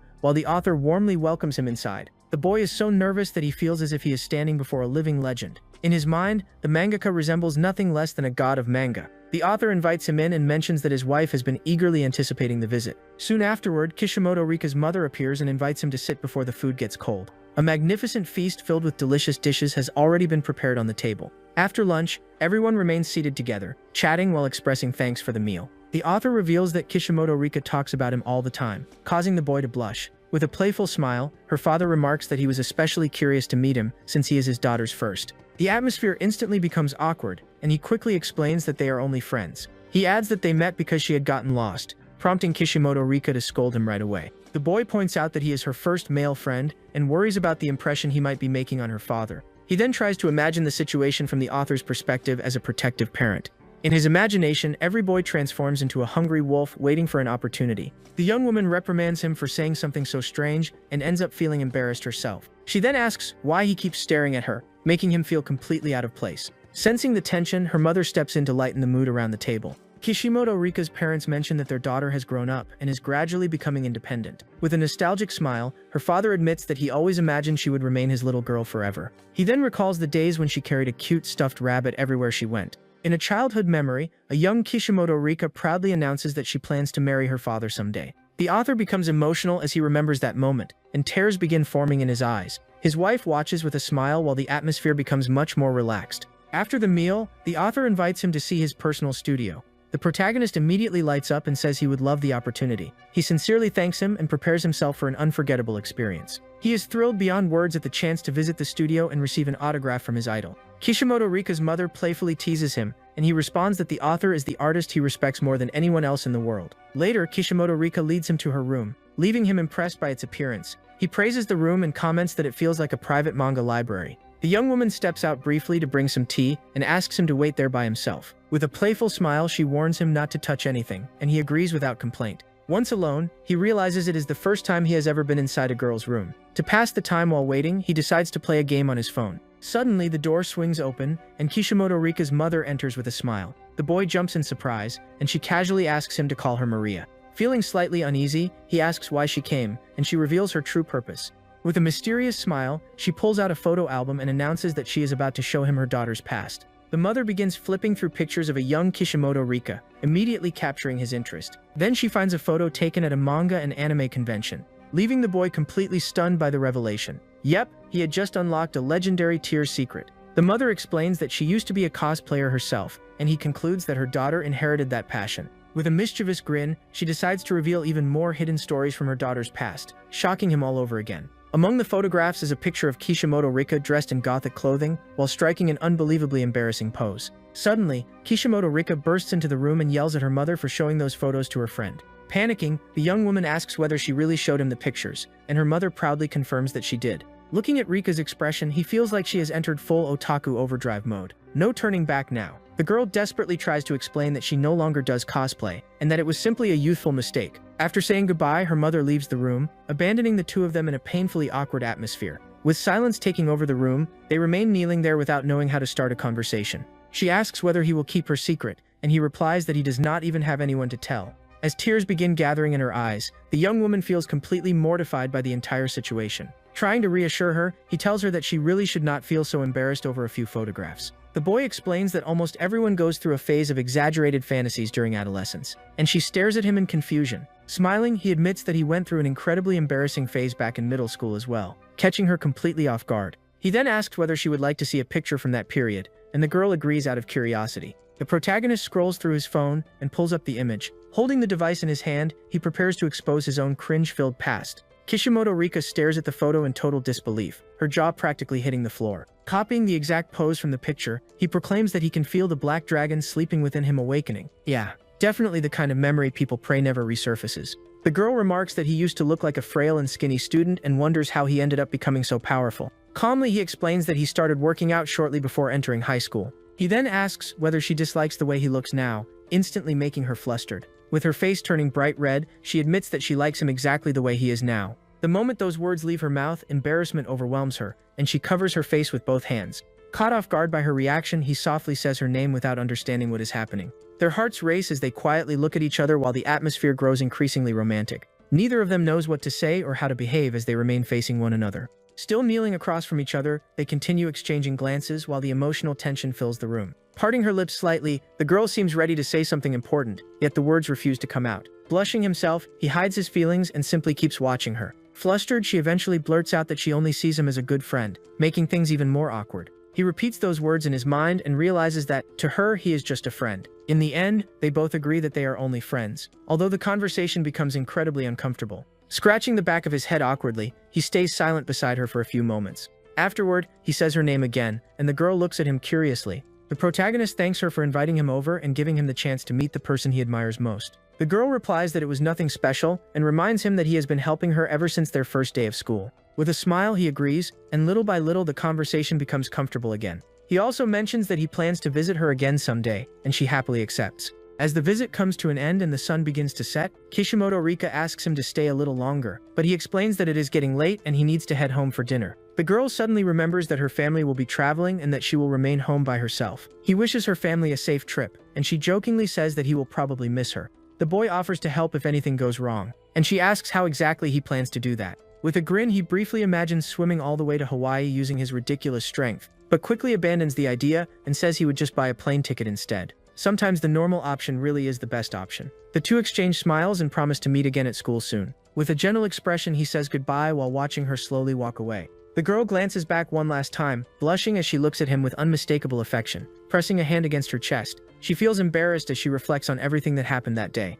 Now alone, he starts thinking back on all the events they shared. He remembers the moment he found her lost and helped her figure out where she needed to go. He also recalls the lunch they shared together and how delicious the food had been. He reflects on all the effort she put into helping Tojo, something he deeply admires. Deep down, he concludes that Kishimoto Rika is a genuinely kind-hearted and caring person. He also remembers protecting her inside the crowded train so she would stay safe. He asked her to endure it a little longer, and she agreed despite her obvious embarrassment. Holding her hand so she would not get separated by the crowd, he guided her through the sea of people. With a smile, he revisits those memories and feels grateful for the friendship they have built together. He gives her one final farewell gesture while watching her fondly. The girl returns the smile and reflects on how special that day was for her. On the 5th day of Golden Week, our hero strolls peacefully through Akihabara. He walks through the bustling streets wearing his stylish black sneakers. While checking his phone, he thinks about how he has already purchased every manga he wanted. After finishing his shopping, he decides it is finally time to find something to eat. As he continues walking, he considers having lunch at his favorite ramen shop. Out of nowhere, a blue-haired girl rushes past at full speed while shouting for him to move aside. Startled, he turns around to see who is running with such urgency. The young woman stumbles and comes flying straight toward our hero in the clumsiest way imaginable. With a rushed leap, she clears a wall and ends up hurtling directly at him. The protagonist is left speechless by the sight and cannot believe his eyes. The girl crashes right into him, sending both of them tumbling to the ground. Face pressed against the pavement, he struggles to process what just happened. As he wipes blood from his nose, he wonders why these absurd situations always seem to find him. Clearly irritated, he quickly gets back to his feet and firmly grabs the girl's arm. After saving her, the only thing he receives is a disgusted look while she demands that he let her go. At that moment, a group of men appears while calling out for a girl named Sasha. She grabs his arm and desperately begs him to help her escape from the people chasing her. The young woman drags him into a dead-end alley, and he warns her that there is no way out. Remaining calm, he tells her to follow him, and she agrees without hesitation. The two quickly slip into a ramen shop to hide from their pursuers. While the men search outside, the protagonist quietly keeps track of their movements. Hidden beneath a table, they wait until the danger finally passes. Once things settle down, the girl thanks him for helping her, but he insists it was all pure coincidence. Smiling warmly, she introduces herself as Sasha and asks for his name. He introduces himself as well, and the girl immediately asks whether he is not Japanese and if he is visiting the country as a tourist. Irritated by the entire situation, the protagonist demands to know who those men were and what they wanted from her. After that, he tries to leave while wishing her good luck with her escape. The girl stops him and explains that things are complicated, but she desperately needs his assistance. She argues that common sense says a person should help a pretty girl first and ask questions later. Naturally, he is not buying that extremely convenient logic. When she realizes her argument failed, panic sets in and she offers him money, leaving him utterly stunned. She then pulls out a massive stack of cash in an attempt to persuade him. Faced with such an offer, he agrees to the deal and the two seal it with a handshake. Adjusting her hat, the young woman decides she can no longer keep the truth hidden from him. With a serious expression, she reveals that her father is a highly influential figure from a place called Russia. The protagonist is completely lost and barely understands what she is talking about. Even so, she continues her explanation without missing a beat. Eventually, she admits that the men from earlier were actually trying to kidnap her. Upon hearing that, he recognizes her as one of the characters from the manga Scramble Love. He remembers that she is Alexandra Romanova, one of the most beloved heroines in the series. After piecing everything together, he takes her to a clothing store to improve her disguise. A little later, the girl steps out of the fitting room looking completely different and asks for his opinion. He replies that the outfit is practical for moving around freely, and she decides to hire him as her bodyguard until 7 in the evening. The boy accepts the job and asks whether there are any interesting places nearby. With a smile, he points out that crowded locations are perfect for shaking off pursuers. He also notes that anyone chasing them would struggle to act with so many civilians around. Meanwhile, he recalls that her full name is Alexandra Romanova. Although everyone calls her Sasha, our hero thinks that according to the original story, she should have encountered Sakamoto Ryuji instead. Yet somehow she ended up running into him first. That makes him wonder whether he met her even before her official introduction in the plot. He has no idea whether he should get involved, but he also cannot understand why a heroine is being hunted like this. For a brief moment, he wonders if she tried to buy his cooperation because she looked down on him. He would have liked to say that out loud. Then again, the amount of money she offered was absolutely ridiculous. Trying to reassure himself, he decides that enduring 6 hours should not be too difficult. With a confident grin, the girl boasts that she is excellent at judging people's character. In her mind, she recalls his intimidating appearance and the overwhelming strength he displayed. That is exactly why she is convinced he can protect her for 6 hours without any trouble. She then announces that they need to keep moving before anyone tracks them down. But the protagonist suddenly tells her to stop. Their pursuers come charging toward them again, and he cannot understand how they found them so quickly. As they start running once more, he asks whether they are KGB agents, though Sasha has no clue what he means. A moment later, one of the men steps directly into his path. Our hero instantly shifts into a fighting stance. The attacker throws a fast punch, but he narrowly avoids the strike. With precise timing, he grabs the man and prepares to retaliate with his full strength. The pursuer is completely shocked by the protagonist's power. Wearing a challenging smile, the boy lifts him into the air with a single hand. The next second, he slams him into the ground with overwhelming force. The remaining henchmen watch the scene in total disbelief. Sasha and the protagonist glance back and realize the others have already started retreating. Without wasting time, he pushes her into a nearby alley and orders her to stay hidden. He then shuts the door and prepares to face the pursuers by himself. Judging by the way they move, he concludes that these men are far beyond ordinary street thugs. Yeah, the difficulty setting just got upgraded. The men completely surround him and get ready to attack together. But he believes that, unfortunately for them, he holds a massive advantage. In a romantic comedy, the bigger guy always comes out on top, so he decides to make use of that ridiculous advantage. Thanks to that, he effortlessly wipes out all the henchmen without even breaking a sweat. Afterward, he stares them down and warns them to back off because opponents at their level are no challenge to him. Suddenly, he senses a strange presence, causing his eyes to widen. An instant later, a surprise punch crashes into him and catches him completely off guard. As the impact lands, he groans in pain and wonders who managed to hit him. A bearded man wearing a black coat then appears and introduces himself as Captain Boris. The captain asks who this reckless fool is and admits that he turned out to be much stronger than expected. The protagonist immediately becomes cautious after realizing he is facing a genuinely dangerous opponent. For a moment, he wonders whether his rom-com protagonist advantage will work against someone like this. From a distance, Sasha watches everything in complete shock and silence. She shouts for him to be careful and warns him that appearances can be deceiving. The young woman insists that there is absolutely no way anyone can defeat Captain Boris in a fight. Our hero finally understands why she was so eager to hire him. With determination in his eyes, he prepares for the ultimate clash against the captain. He decides to end the fight as quickly as possible and focuses completely. The captain is caught off guard by his speed and immediately tries to defend himself. The boy lands a devastating blow, and a burst of purple energy erupts from the sheer force of the impact. Moving quickly, he grabs the captain by the face, leaving him utterly bewildered. Realizing how resilient his opponent is, he changes tactics in the middle of the battle. He locks onto the captain's wrist and prepares his next technique. Spinning rapidly, he uses his opponent's own momentum to hurl him a great distance away. Though a sharp pain tells him the captain managed to strike back, the captain catches him and applies a grappling hold that completely surprises our hero. He instantly recognizes it as one of the techniques taught by his former master. Wearing a confident smile, the captain believes the fight is already over. However, something feels wrong when he notices that the boy has not moved even a single inch. With incredible speed and technique, our hero turns the tables and locks him down from behind. The captain's anger erupts when he realizes he is now the one trapped in a submission hold. The pressure on his hip makes him cry out in pain as he struggles unsuccessfully to break free. Without warning, the young man hurls him through the air, sending the captain into panic at the display of overwhelming strength. A thunderous crash echoes through the area as he slams into the ground, completely defeated and unable to continue fighting. From a distance, Sasha watches the entire scene in utter disbelief. The remaining henchmen are equally stunned after seeing their leader brought down so easily. The protagonist stares at the captain lying on the pavement while considering what to do next. With a stern expression, he reminds him that joint locks can cause serious injuries and scolds him for his recklessness. The young woman simply cannot believe he managed to defeat Captain Boris entirely on his own. She wonders how anyone could possess such incredible power and looks at him with unconcealed admiration. Elsewhere, a man wearing dark sunglasses remains inside an abandoned warehouse. Holding a phone to his ear, he appears to be reporting an extremely important matter. He informs his superior that Captain Boris Sarov has been defeated during the capture operation. On the other end of the call, the boss refuses to believe it and insists that nobody in Japan should be capable of defeating him. The man describes the culprit as a tall, black-haired mixed-race young man. After hearing the description, the boss recalls an old legend and brings up the name Black Yasha. His suspicions are confirmed, and he wonders whether the legendary Black Yasha has truly returned. A message appears on a computer monitor asking whether Black Yasha has emerged from the shadows once again. Another message reports an incident in Akihabara and confirms that rumors are already spreading throughout Tokyo. As the story continues to circulate, someone seems to be investigating the matter with great interest. Meanwhile, inside a dark room, a mysterious young woman studies information connected to the legend of Black Yasha. She concludes that the newcomers know nothing about the subject and decides to investigate it herself. Her thoughts drift to the godlike martial arts tournament that took place in 1999. During that competition, an incredibly powerful fighter stood out while surrounded by a blue aura. But that was also where a mysterious ninja named Fumakotaro appeared out of nowhere. Despite fighting only once, he still reached the finals and ultimately became a living legend. The young woman quietly reflects while fitting all the pieces together in her mind. She begins to wonder if the legend of Fumakotaro has truly returned. Armed with this new lead, she rises to her feet determined to uncover the entire truth. The girl puts on her black jacket and prepares to begin a new mission. Ready to depart, she opens the door and steps outside with a clear objective. Once outside, she gazes over the city as a plan gradually forms in her mind. With unwavering determination, she tells her father to wait for her because she is already on her way.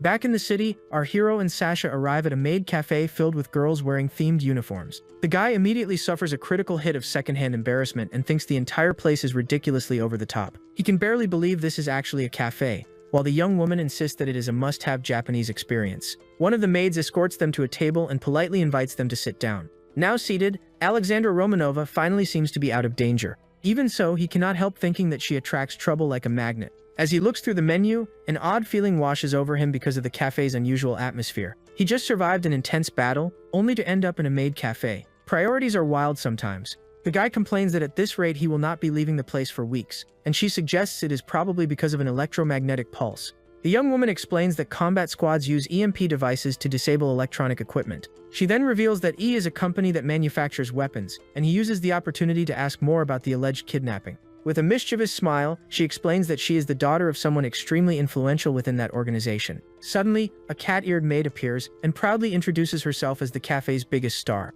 As she serves their meal, the young man thinks he is finally starting to adapt to otaku culture. However, the maid stops him and informs him that there is a mandatory ritual before eating. Wearing a charming smile, she asks him to repeat exactly what she says, and he immediately senses disaster approaching. Ready to begin the ceremony, the young woman strikes an adorable pose and forms a heart shape with her hands. She then casts a cute little spell, leaving the guy so bewildered that he can barely process what just happened. Confused, he asks why she cannot simply do it by herself. But the maid explains that it is a cafe rule and he has no way out. His face turns bright red, and cold sweat runs down his skin as unbearable embarrassment takes over. Having no other choice, he makes a heart with his hands and repeats the chant while Sasha bursts out laughing. The maid thanks him for participating, and the young woman declares it absolutely hilarious, though our hero is seconds away from exploding. Even emotionally drained, he finishes the meal and admits that, at the very least, the food was excellent. A short while later, the maid returns and cheerfully asks whether they enjoyed everything. She then reveals that there is a punishment for whoever finishes last, and proudly displays a pair of cat ears.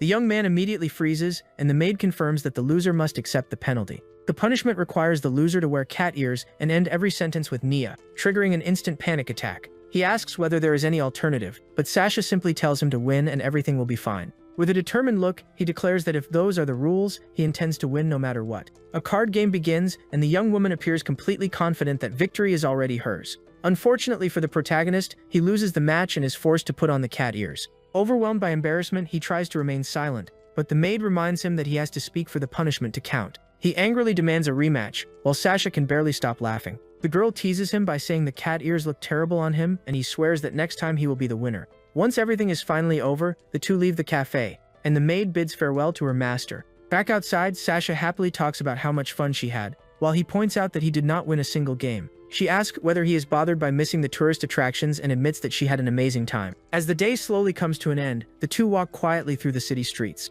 Suddenly, he stops walking and says there is something important he needs to tell her. The young woman then admits that the men he fought earlier were actually her father's bodyguards. She apologizes for lying and explains that she only snuck away from the hotel because she wanted to explore the city on her own. After clearing everything up, she tells him he can forget about it because she will contact her escorts and return to the hotel. She also sincerely thanks him for spending the day with her. But at that very moment, a helicopter appears overhead. With a bright smile on her face, the young woman seems delighted that her airborne rescue has finally arrived. From the helicopter, a blue-haired man shouts that he has finally found her. Both the protagonist and the girl look up in complete surprise. As the helicopter hovers in place, a mysterious figure leaps down from above and lands nearby. The blue-haired man scolds her for her reckless behavior and lectures her about all the trouble she caused. He then turns his attention to the young man and asks who the fool is that dared to get close to his princess. Annoyed, Sasha asks how he managed to track them down so quickly. He replies that this is a personal matter involving his beloved daughter. Then he steps forward with a stern expression, making the atmosphere instantly tense and heavy. The young woman tries to take all the blame, explaining that she was already on her way back, but he completely ignores her.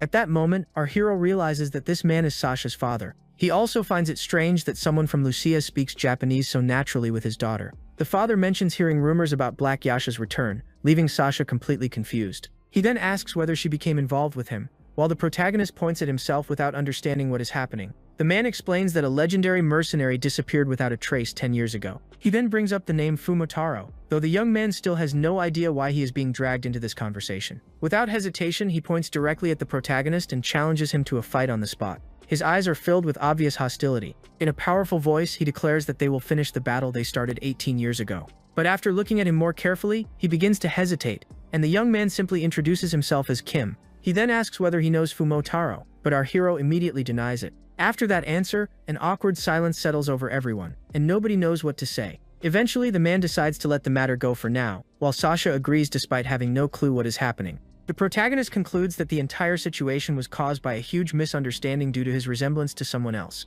Suddenly, the man turns around and asks how he managed to defeat Captain Boris. The young man recalls the giant fighter and apologizes, explaining that the battle happened because of a misunderstanding. He also clarifies that he believed Boris was a kidnapper, which is why he did not hold back at all. Just when the conversation seems finished, Sasha's father prepares to leave. However, right before departing, he turns around and unleashes an enormous blue aura while throwing a punch into the air. This man clearly refuses to do anything without maximum dramatic effect. The protagonist is completely stunned by such an overwhelming display of power. Clenching his fist tightly, Sasha's father demonstrates the true extent of his strength. Sasha screams Kim's name in panic. The strike hits the boy's backpack and completely destroys the manga he had just purchased. The moment he sees his manga reduced to scraps, the protagonist becomes furious and demands an explanation. With a calm smile, the man replies that he finds him interesting and challenges him to show what he can do. Annoyed, the young man drops his backpack and mourns the loss of his brand new manga. With tears gathering in his eyes, he swears that he will never forgive him for that. Consumed by rage, he steps forward, ready for the ultimate showdown against Sasha's father. The two exchange devastating blows, and every collision releases a wave of purple energy. Keeping a serious expression, the protagonist successfully blocks his opponent's attack. But Sasha's father refuses to stop and continues unleashing a barrage of fast and powerful strikes. He then fires off a heavy kick aimed at him, but our hero narrowly avoids it. Even so, he feels the tremendous force behind the attack and is forced to step back to keep his balance. The blue-haired man praises his strength, leaving the protagonist somewhat confused. Without any warning, he rushes forward again and lands a surprise attack during the fight. The protagonist cannot understand his behavior, and the man reveals that he considers him a genius. He also insists that an untrained student should never have been capable of defeating Boris. From his perspective, accomplishing something like that should be impossible. Because of that, he is convinced that the young man is a once-in-a-century prodigy. With determination in his eyes, our hero prepares for his opponent's next move. The man throws another powerful punch, while an intense blue aura wraps around his entire body. He then offers him a job and promises to help him unlock his full potential. The protagonist thinks the proposal sounds like something straight out of a battle shown in manga. At that moment, he becomes completely convinced that the world of Scramble Love is not a simple romantic comedy. He reaches the conclusion that it is actually an action-packed fighting series disguised as a romance. In his mind, he reviews all the bizarre romantic comedy events he has experienced up to this point. But now he understands that things are completely different, and that the story itself has changed. He finally realizes there is a reason he was brought into this world, and forced to train relentlessly. He also understands why trouble always finds him, and why his strength has reached such ridiculous levels. All those clues lead him toward a single answer about the role he plays in this universe. What began as a romantic comedy has clearly evolved into a full-fledged battle manga. He is certain of it because the series is published in a magazine known for shonen stories. And in a publication like that, a purely romance-focused plot would struggle to survive. That is why he imagines the author eventually bowed to editorial pressure and turned the series into an action-packed fighting story. If that theory is true, the protagonist starts worrying seriously about what lies ahead. That would mean he will remain surrounded by monsters capable of crushing him at any moment. With furious tears forming in his eyes, he shouts that he will never forgive anyone for destroying his manga. The two lock eyes, and the protagonist charges at Sasha's father once more. Their fists collide head-on, unleashing a massive burst of purple energy that shakes the entire area. Despite the overwhelming force behind the impact, he manages to stop the attack using both arms. The blue-haired man immediately retaliates with a relentless barrage of fast and heavy strikes. He then lands a devastating kick that sends the young man soaring through the air. Fortunately, he regains control before hitting the ground and steadies himself. Sasha's father praises his strength once again, much to the protagonist's surprise. But without warning, the man rushes forward and launches another sudden attack. He then explains that he behaves this way because he sees the boy as an extraordinary talent. According to him, a normal student should never have been able to defeat Boris. In his eyes, such an accomplishment defies all reason. That is why he keeps insisting that the boy is a once-in-a-century genius. With a serious expression, the protagonist listens carefully to Sasha's father's explanation. The man gathers his energy while preparing his next move. Then he offers him a job once again, and promises he can help him become even greater. Hearing that proposal finally convinces the protagonist that this world is not part of a romance story. In his mind, the offer fits perfectly into the plot of a classic battle shonen manga. At first, everything really did seem like an ordinary romantic comedy, but the true reason he had been transported into this world was something entirely different. It explained the endless training, the constant fights, and the absurd strength that made him feel like a broken character. Every clue points toward a single conclusion. The series has become a battle manga. He is completely convinced because the work is serialized in Jam Sasha magazine. And in a magazine like that, a pure romance story would have very little chance of lasting. So he imagines the author eventually gave in to editorial demands and transformed the series into a combat-focused saga. If that theory is correct, then he will continue living among genuine monsters, with danger constantly hanging over his head. Yeah, the poor guy only wanted a rom-com life, and somehow unlocked final boss mode instead. And that is where this story comes to an end, for now. If you enjoyed it, be sure to leave a like, subscribe to the channel if you have not already, and comment, "Reborn in the manga." The more comments there are, the sooner I can bring you the next part. I will also leave 2 recommended videos from the channel that I am sure you will enjoy. Until next time, friends.